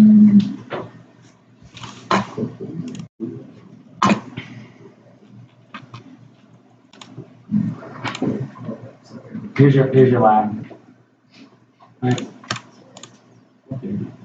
First one's factorial. Right. Factorial says what? If what? Right. If n is less than or equal to 0. Actually, it can't be less than 0, but because it's an unsigned n, right? So if n equals 0, what do we return? Return 1. Right? I don't even need an else because I have a return in there. Otherwise, I return what?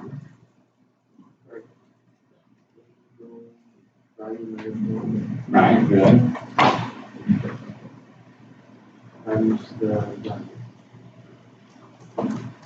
There you go. Happy now, Sean? That's it. Merry Thanksgiving. Merry Thanksgiving. You're like, that was the easy one, right? That one you can just look up online. It's there. Right? Physically in the computer. Obviously, yeah. No, it just goes in memory. So the operating system and the compiler, right, deal with where in memory it actually shows up. Were you only able to access that at one time because of the warning? Which, say that again? Or the, you put on the dash G? Oh, yeah. So the dash G adds debugging flags. And so you should be able to GDB anything. When you type make, your debugging flags are on as well. You can debug without debugging flags, but then instead of saying like your in function at, it would say question mark, question mark. So it doesn't give you like the names of them and stuff.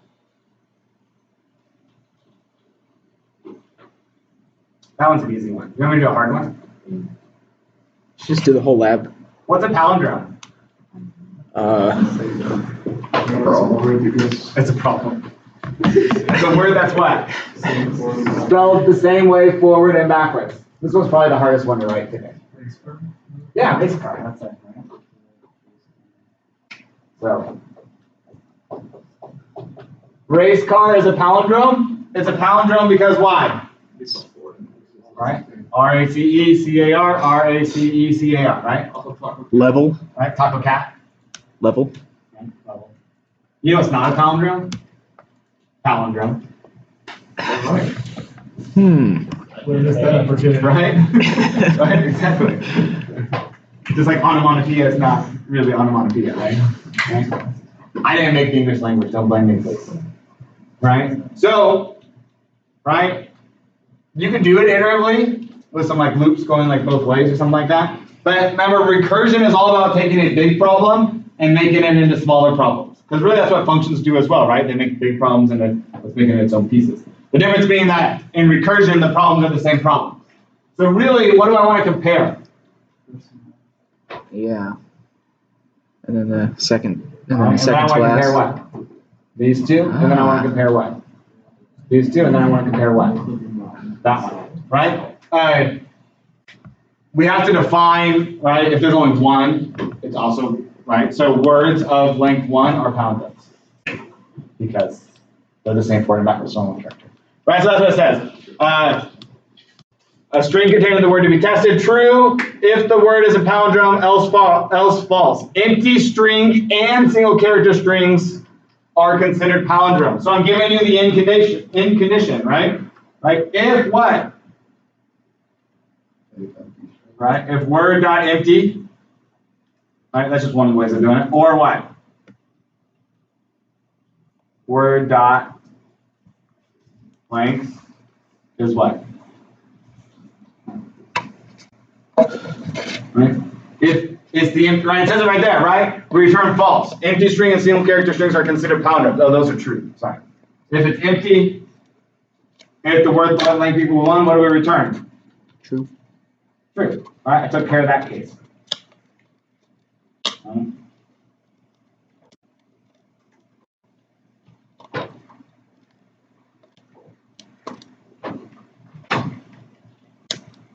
All right, I have to test the R's, right?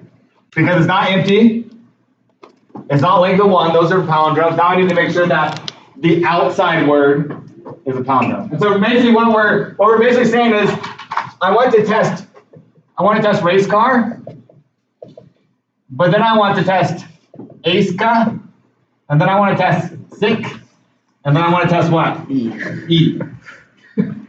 Right? These are the things that will be pushed onto the stack, right? These are the words, right? The strings, really, that are pushed onto the stack for me to test. And basically, I want to say, right, is E a palindrome? Well, word dot length is what? 1. So what is this? True, right? So that'd be a true. And then I want to test this one. I know the inside is true, so I want to test the outsides. Does C equal C? And that would be what? True. So the trues keep propagating. The A's are what? True, so it what? Keeps propagating. And then the R's are what? True, and so what's the answer? That's my goal for my recursive algorithm. So how do I test the outsides, right? How do I test my R's? Wouldn't you make the strings smaller? Okay, no, I don't want to make the string smaller. Yeah, right, I want to test my R's. Because if the R's aren't equal, what do I return? False. False, and I'm done. Right? The R's aren't equal, I just return what? False. So how do I check to see if they're equal? Okay, good, right? So word dot at what? 0. Now, I know I can check at 0 because this comes after what? Word dot empty, right? And that's key. Because if the word was empty and I said at 0, what happens? Breaks, right? Program crashes, right? You go too far out of range. So I'm okay here. So if the word at 0, which is a character, right, doesn't, I'm going to do the negatives. So if it doesn't equal word at what? 5. Okay, how do I get size of the word?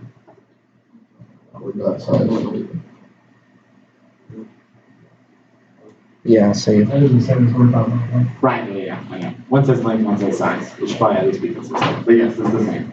It's literally defined as the same thing. Is that true? Then what do? I return what? If it's glass. Glass? No, not yet. And I could, right, if I want to just join these together, I guess I could, right? I'll see.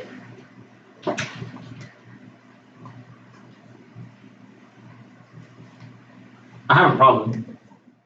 Now you're gonna test. Same problem students make all the time, every year, every semester. No, it's not right. Call the That function. also has problems. Okay, if my string contains 5 characters, size is what? This is not your question. -1. 5, which is 0 through what? 4. So Sean says you need what on it? Where? On the checking away for word dot at. Right? Right? Because Because then you'll be out of range. 2, 4, 6, this is 7, right? This is at 0, which you did correctly. This is at what? 6. Size is 7. 7 minus 1 is 6 every day. Good. Right? So if my word at 0 does not equal, right? So if my word is hello, right? Very first time I call word is palindrome. It's not empty. It's not length of 1. It compares these two things and it says what? False. Agreed? So function ends. But we need to like figure out what happens, right, when it works fine, and also what happens when it works like this. Because H and H is what? True. But now we need to check out what? LO. And the E and 0 should be what? False. So should it check the else? No, we should be done, right? We need that false to propagate up the call stack to finish things up. So, else what? Call the function, right? I heard return the function, which is smart, because if you don't return the function call, what'll happen? If you don't return the function call, right, this false will not be returned, and we'll be back at our true, right? So we need to return the function call, right? You always need to return the function call when you're working on recursive algebra. So I'm going to call what? Word is palindrome, right? What goes in here? Word dot size -1. Well, word dot size -1 would be an integer. And what does the function take? Strings. It takes a string, right? What string am I trying to pass in, right? What string am I trying to pass in? The word.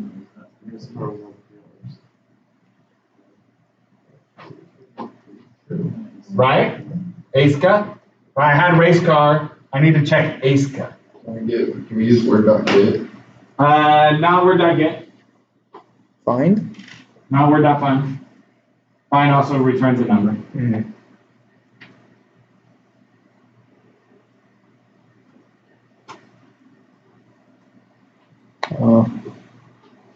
I probably at some point would have given you the hint. Look at string substring. Okay, what is a substring? It's a string. It's a string and a string, right? So it's a part of a string. So ASCA is right part of the string. Question. I don't know why C++ always takes forever to load. Like it looks so old, it should be quick. So would we remove the first and the last character? Well, let's look. Yeah, you could like delete the characters and then send it in as well, but substring is kind of your better. What? Or look at an area? It's always good when the documentation doesn't work. Okay. Returns a substring, position, and then the next position. Right? Position plus count, it says. So, position of the first character to include and count length of the substring. So let's talk about that. Okay. Race car. The R is at where? 0. And we said that the R is at what? 6. 6. We have 5, 4, 3, 2, 1. Everyone good with that? So to get a substring, it says position of the first character include. The first character I want is what? Right? Good. Really, the first character I want is A. But yes, it's that location. All right. So I want what? The word dot what? Substring, right? That's the function we just said. Substring takes in as its first thing, right? 1. Always going to be location 1, right? Because CEC is a substring of ASCA. The C is at location what? 1. 1. E is a substring of CEC. The E was at location what? 1. 1, right? Now I want 1 through what? 5. How many characters is that? 1, 2, 3, 4, 5. That's 5 characters, right? Here I wanted CEC. That's how many characters? 3. 3. Here I wanted E. That's how many characters? 1. 1. What's the relation? -2, right? Size minus 2. Because if I wanted race car has 7 characters, I wanted how many characters? 5. ASCII has, or CEC has 3 characters, and ASCII has what? 5, right? So it's always 2 less. Oh.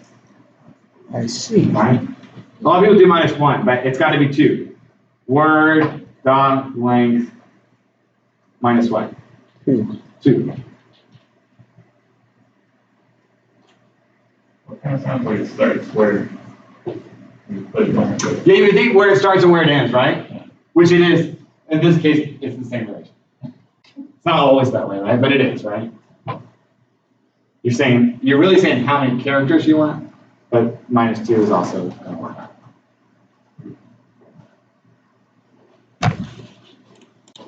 All right, we got to step out some functions. Can I tell you how people screw these up? Okay, they screw up because they copy and paste. Meaning that array forwards as strings is really similar to array backwards as string. So they copy and paste array forwards into array backwards, but then they forgot to change the function call. So array backwards calls what? Array forwards, and then they're like, why does it not work? Okay. You can copy and paste it, that's fine. But I'm going to ridicule you now when in your array backwards it says array forwards. Right? Recursive is supposed to call the same function, not a different function. All right. Return nothing. What else we got? Did you know I wrote 3 of your 5 today? No one even said thank you. You're like, we did say thank you. Just don't. I mean, you said thank you by showing up the box. That is true. I mean, this is like the fullest class we've had like in weeks. Very funny. I do appreciate it. I'm just spamming stuff out. Return 0. Because I don't want to leave code on the board that actually doesn't work.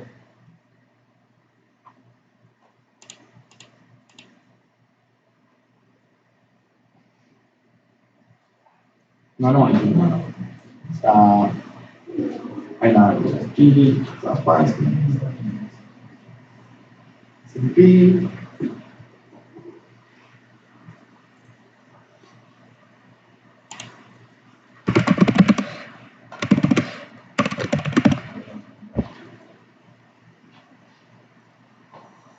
Oh, okay. Segfaulted, right? See? This is why I don't want to leave it with B.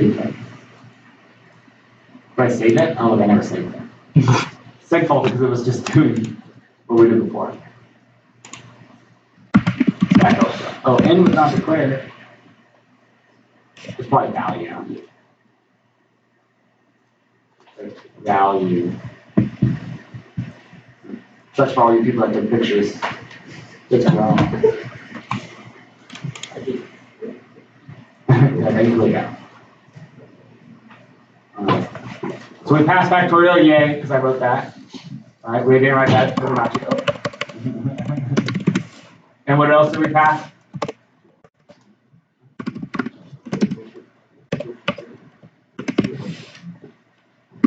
Sit on a pop egg. It's a palm. Sit on a pot. A top not this. Just sit on a pot. It's a palindrome. It's not meant to be an actual word, but it's a palindrome. Empty string palindrome. A palindrome. Sit on a pot. Palindrome. Baseball. Not a palindrome. But that's all the test. So I'm confident that that code is correct. So I'll leave it up.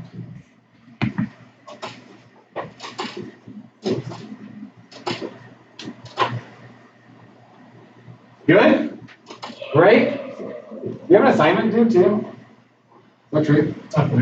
Not till Friday, right? Yeah. You know, you only on Thanksgiving, it might be boring. When is lab due next week? I mean, technically Friday too, but. Next week, I'm going to do a live grading. So, you want to get caught up. But I haven't graded 2 or 3 assignments, so. You might have a little bit more time. Well, 2 was short.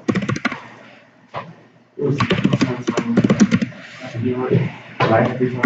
Yeah, right? We got an ATST in it, right? Don't call it an at.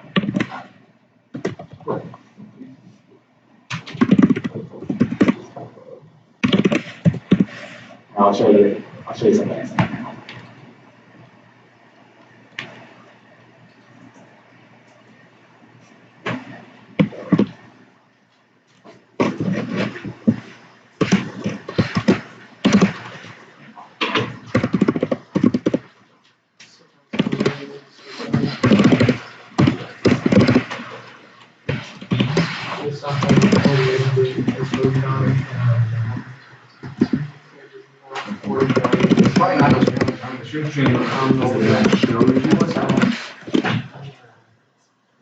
Passing all your advice.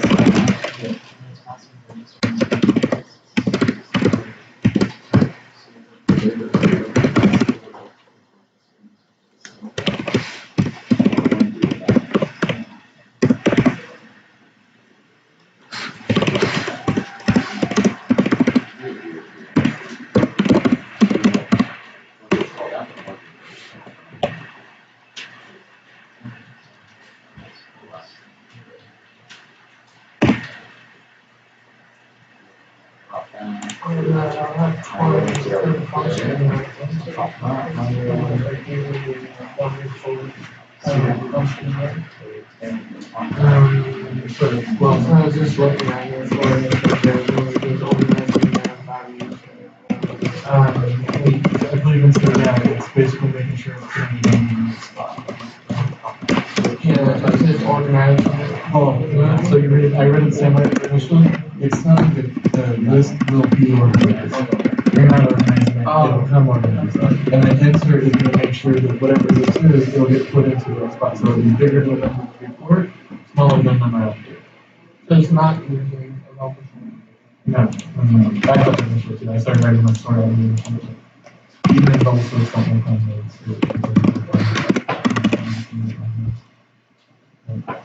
yeah, like that, it's going to be.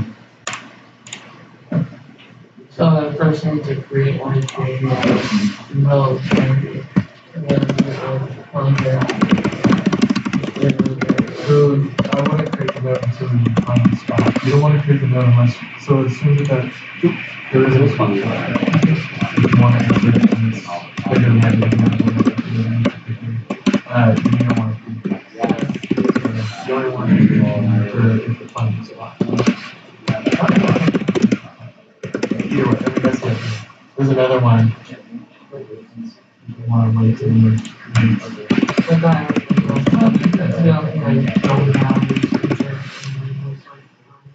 Anything else is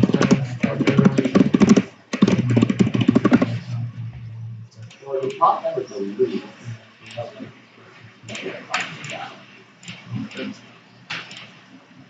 There's no deleting in there. So, you're saying that the list is empty?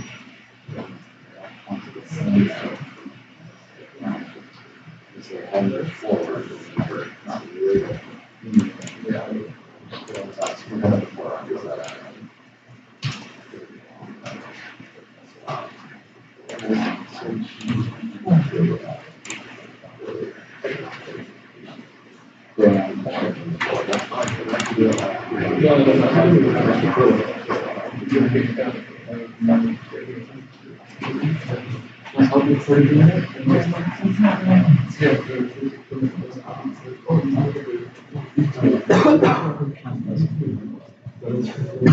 And then in this condition, if head is null,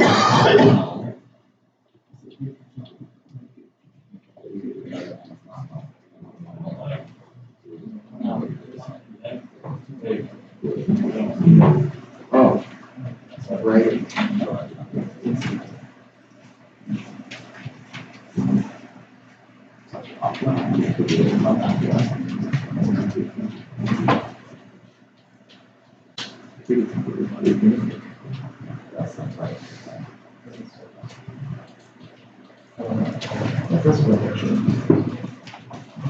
He's having a forward one.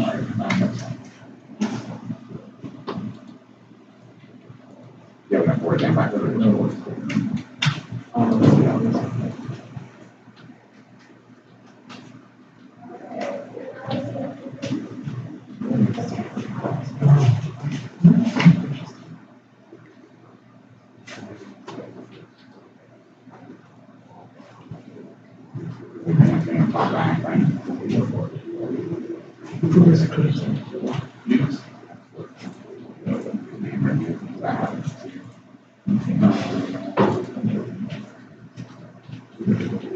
Doesn't come all.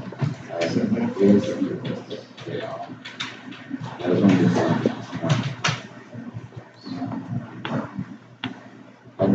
so this is empty, and they are equal. There's only one, right? Then that can be called.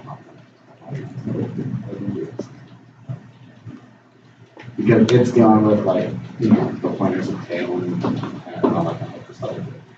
Right? Otherwise, if head isn't null and they're not equal to each other, you say tail equals tail just previous. So it goes backwards. Tail sentence, null, right? But it's like so 40 to 90.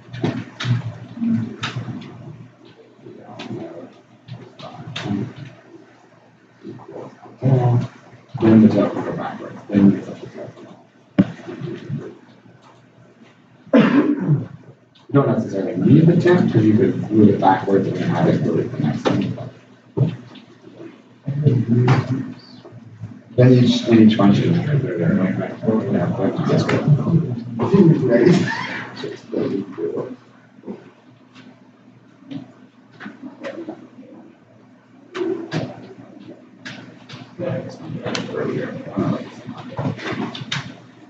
so then I'm wondering if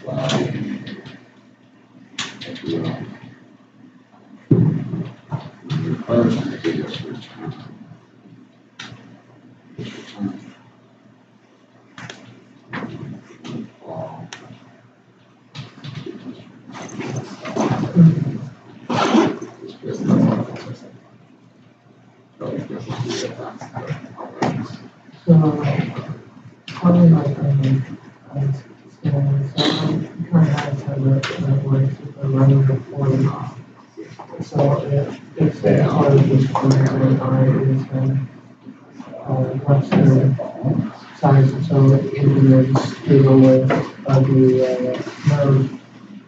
So here's the problem. So the issue is you're not necessarily incrementing through it, right? Because they don't have addresses that are right next to each other. Yeah. That's why this would work, right? If they were right next to each other, like normal, right? Yeah. So the only way you can't increment using a number, or you can't. That's why you have to use an iterator, because you can't that's not the location of the next one, right? The location of the next one's some random spot. You need to use the arrow pointing to the next one. So that's what you can't do for this. It has to be like a while. I'm just so used to The thing with the condition of when it ends, like you can't, well, I guess it's not even that, it's really just that I is in the location. They're not in the sequential order. I is for when they are in sequential order.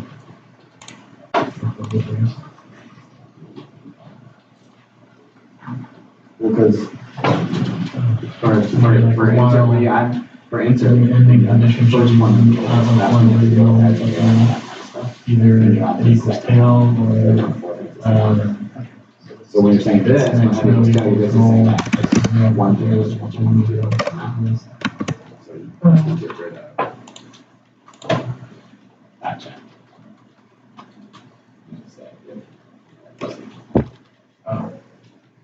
If it is null, we're going from 0 to 1, right?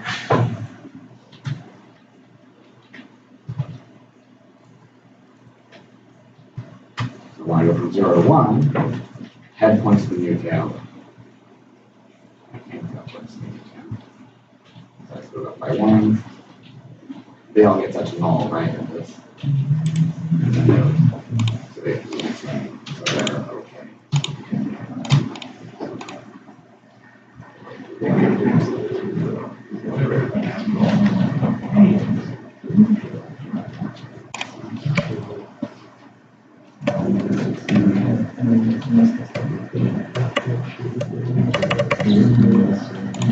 Oh, that's on the side, right?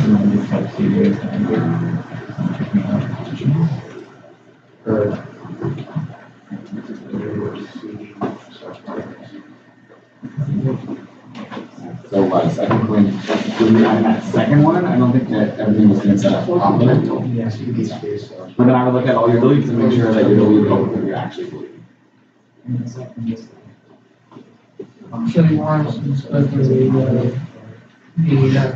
nodes every time that we split Right. Each time we want to run a check on. I mean, that's what we're doing, right? So you have everything that when your list was size 0. Yeah, so you want Like for inserts, size 1, it's just greater than 1. Well, you don't want to clear, but you wanted to update. And I didn't read it, so I don't know. I generally use the one and it goes to the next one. But yeah, so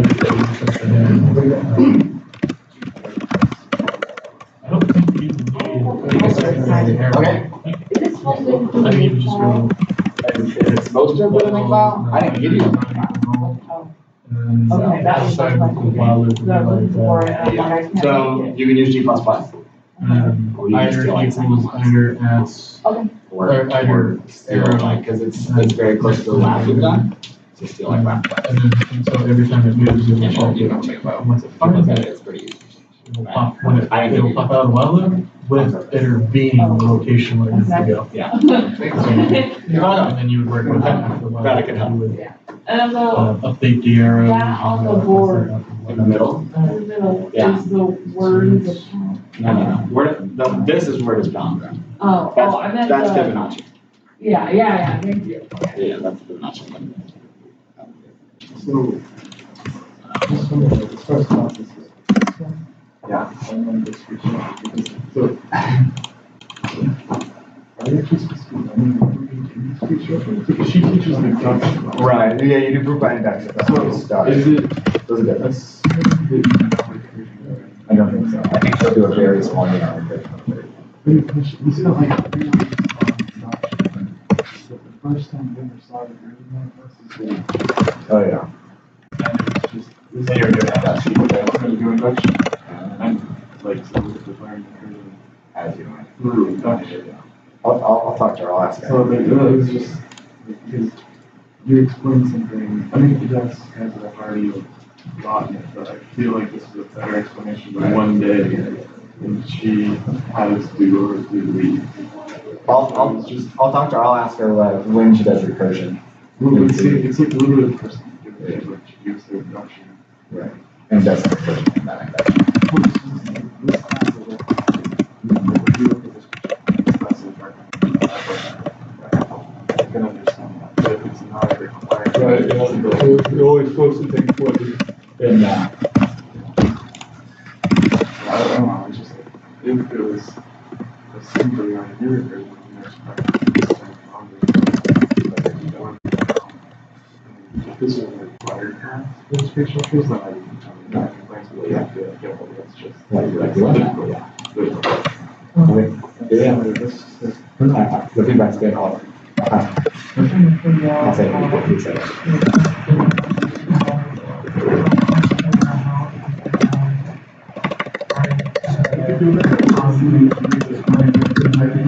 Oh, yeah. Right, so, I just want to think. Because initially this is not the thing that all it would be an that. explanation, basically. If either arrow contents is equivalent to contents.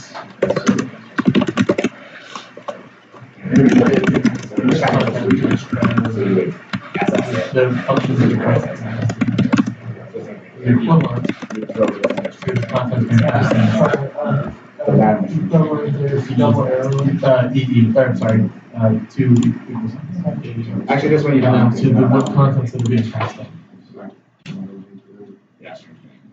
So what happens if that's true? Yeah. So if that's true, I mean, you found it, so you need to use some arrows on it. Well, if it's true, you need to create it and then do arrow swap. Well, it doesn't have So, to those are properties. Yeah, well, so if it does find the spot, that's when you want to create the arrow. And then you're gonna want to update its arrows, and then the outer arrows.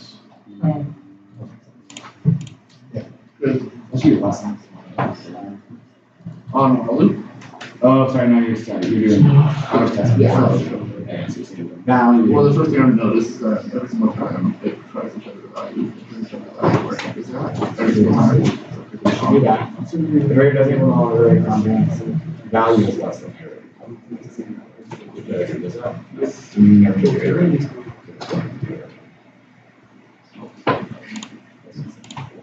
Equals the rate. So that's why. That's why you're trying to do it. And that's possible. Yeah. You gotta score it. So also, this is 50. And I just said, you just see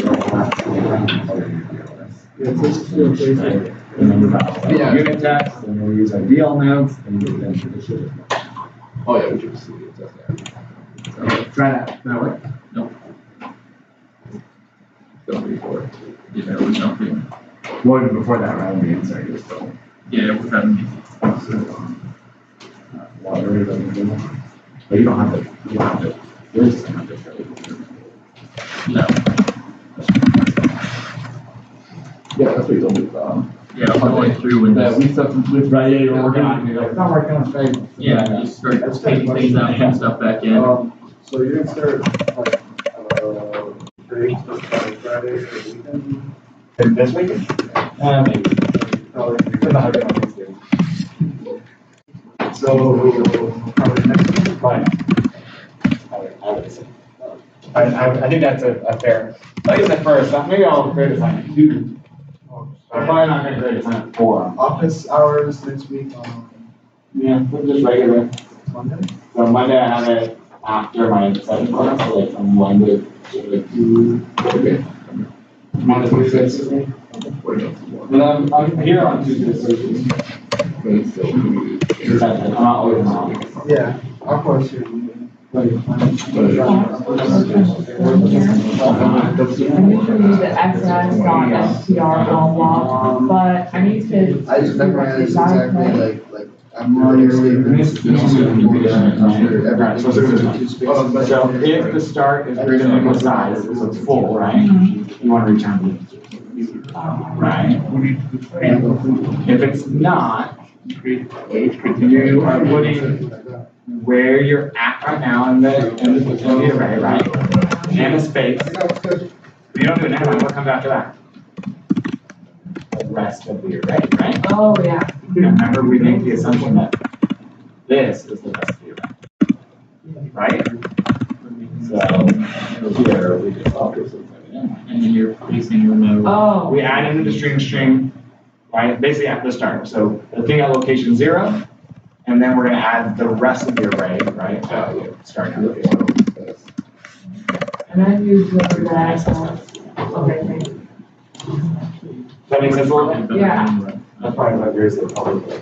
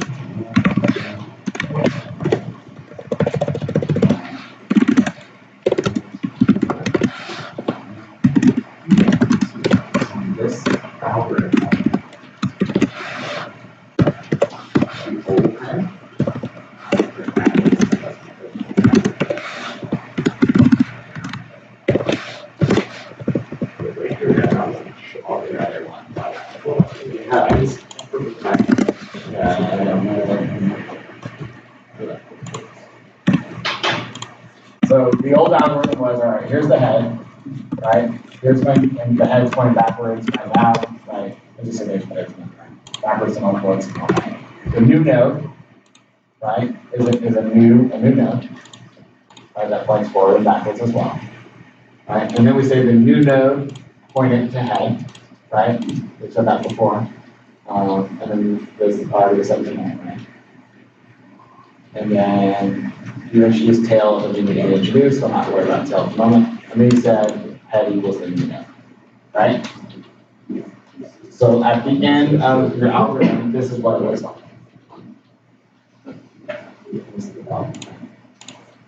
The other thing to worry about though is that when it's the first one, right? So when head is pointing to null and you add your new node, right? This algorithm can point back to here, right? No problem. But you can't say head set previous. Because there is no. So you have to make sure that you only set previous if size, well, not size, but if you have previous something. So watch out for that. I need to check this out. I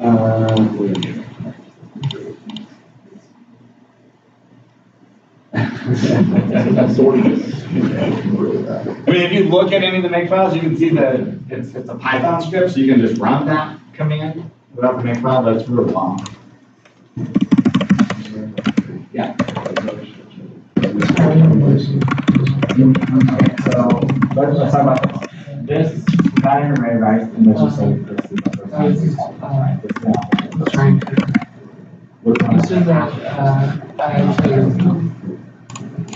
This line code right here. I put like. It's a function that should output an array. Which is like that. Because I want to output the first thing in the array. Yeah, I know that's not. Yeah, you're changing the content, that's something you do. You want to, I'm just trying to figure out how you're supposed to, put that in. your next one is Yeah, Tony. no. Okay,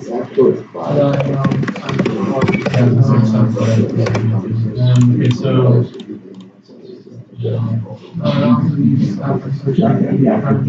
This is that. And so start with that zero. Yeah, sort of. Starts at one. Like you said, I was thinking it's anyway, so yeah, so.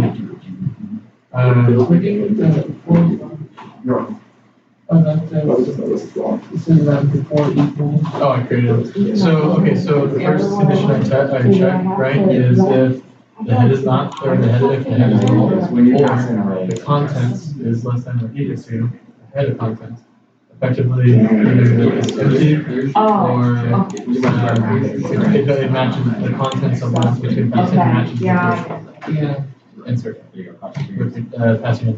That'll basically do everything you need to have done in that scenario. Also, if the contents is greater than the tail's contents, just right off the bat, compare it straight up to the tail, run insert tail. Because you have these functions already ran, there's no reason not to do that. And the third case is basically, if it's not the head, it's not the tail, it's in the middle. So that's what this does. Okay, so you're checking to see. Now, So the first part, you say that context is equal to what the head is. The contents of the head, and if it is, just insert out the head. You should have that already written, right? So you just invoke that, passing in this method. You can also check the context is equal to Yep, after the head, if it's not that, then check the tail. This does actually two things, to make sure it's not null. If it's null, it doesn't matter what the contents are. So just insert the head, you know. If it does exist, you're gonna be putting it right in front of the head, right? If it's bigger than the head, right? Or if the contents is smaller than the head, right? So stop casing rule. anyway, and then so the third scenario. This basically says that if both these are built into increments, so this won't, so you have to put one there. I create an S1 that I called before, and I set it to iFind, and passing in the contents, which that's another function I wrote that basically returns the previous address. Right, so like you have 4 nodes, right? And it finds it's on that third node.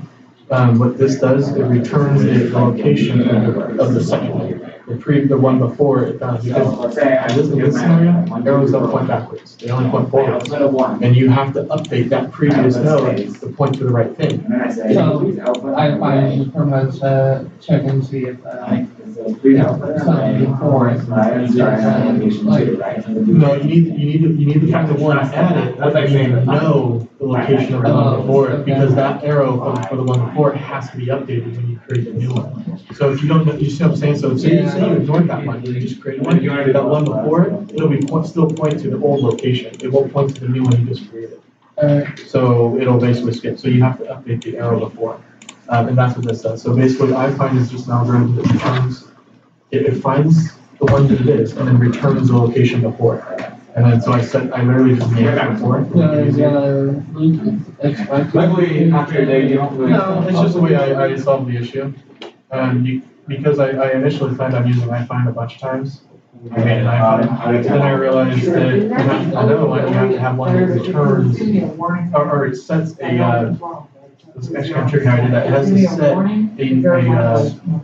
a false flag, right?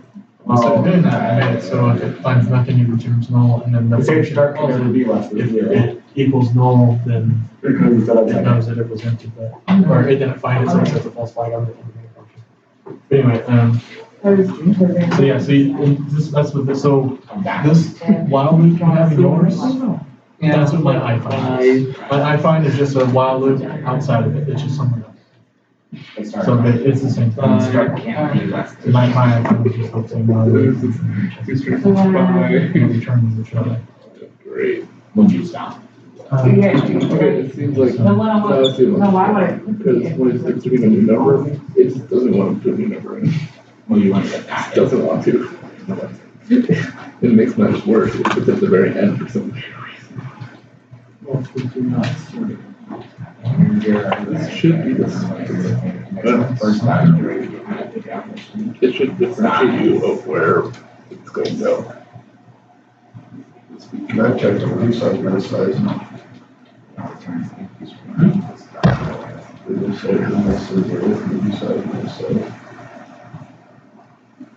You can't do that. You lost me. I don't know what's actually. They're on a different line. Yeah.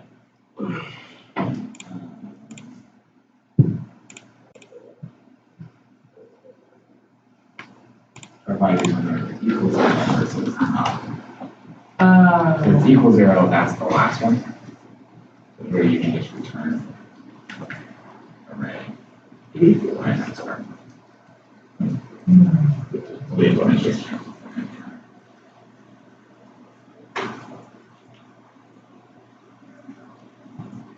That's your last time, right? That's true. Otherwise, right? If it's enough.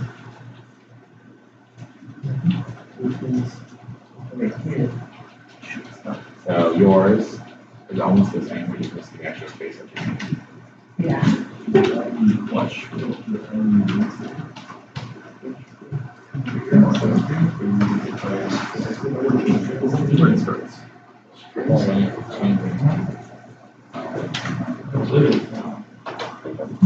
Alright, doesn't see that.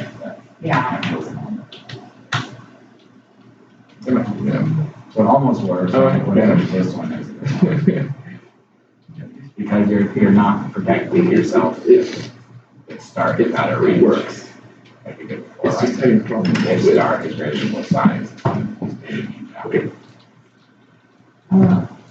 Okay. Well, yeah, because what if I say go backwards and start at index 100? You only have 5 things. 30. And that's logical, you know. Yeah, but it's not back in the first thing. Just a quick question, Luke. So I think my while loop is running infinitely here because when I make this, So now it's 50 hours. just yeah. So for the remove first occurrence, so I made. Well, actually, I check to see if the head is null. Otherwise, it doesn't even exist. And so then I make the pointers here, and say point them to the beginning, right? And then in this while loop, the conditions were Loop while the iterator. yeah, loop while the iterator isn't null, and not or and. That's right. And so what these are doing is they're creating that. Try that. That's what this needs to do, right? It's not gonna be the head anymore. So it's not that you're like setting contents. So with this, I'm checking if the contents of the iterator is equal to the number to remove, because then it'll stop. Or if This is where you're screwing up. This would be trailer equals iterator.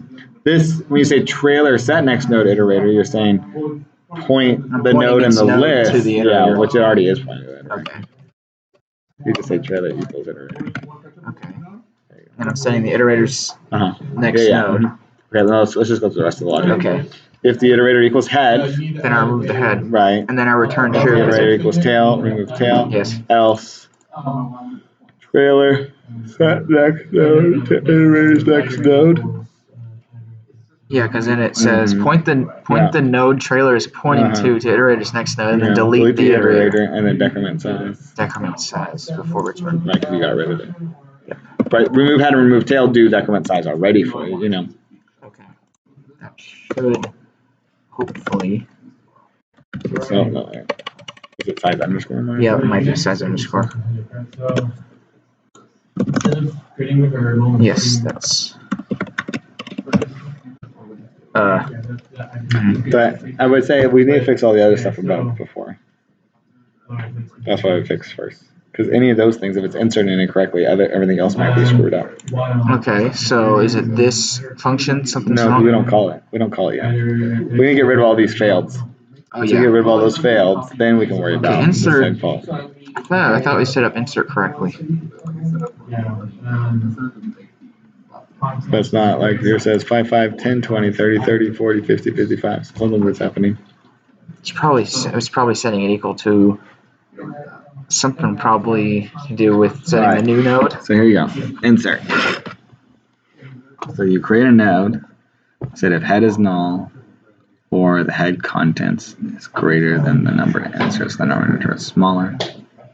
Yeah. Insert head, which is great. That's great, but okay, insert head calls new, right? Yeah. And you call new here too. So you're only going to call new in your else condition. Because the other ones will call. Yeah, because those functions will already do it. Right. Otherwise, I'm just because that's why there's double here. Well, maybe. Yeah, but you had it in an else, so it shouldn't have. Okay. Good. The number inserts greater than the tail content. Good. Else. And then I make a new dynamic. No. Point iterator head, all the iterators contents. It's less than the number to insert because we want to insert it in order. Mm-hmm. Then I point trailer to what iterator is pointing to, and then I set the iterator's next node. Let's talk about. Think about that. Should be this one. So if it's greater than it inserts it. Well, because okay, so let's say our list is 5, 10, 15. Yeah. And I want to add in 8. Yeah. Right? You had it 5 and before, 10. You had it like this, right? Yeah. So the iterated content's going to be 5.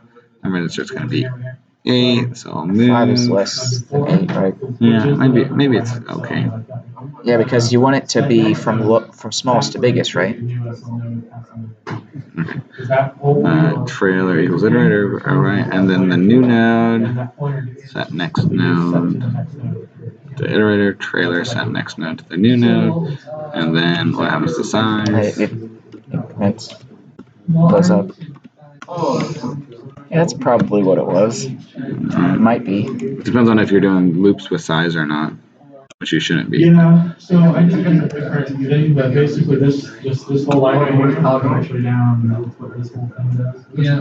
I made the trailer in and I. So insert. No, 2 strings. Well, but the 2 string just shows it, remember? Yeah. So somehow you're giving 5 in there twice.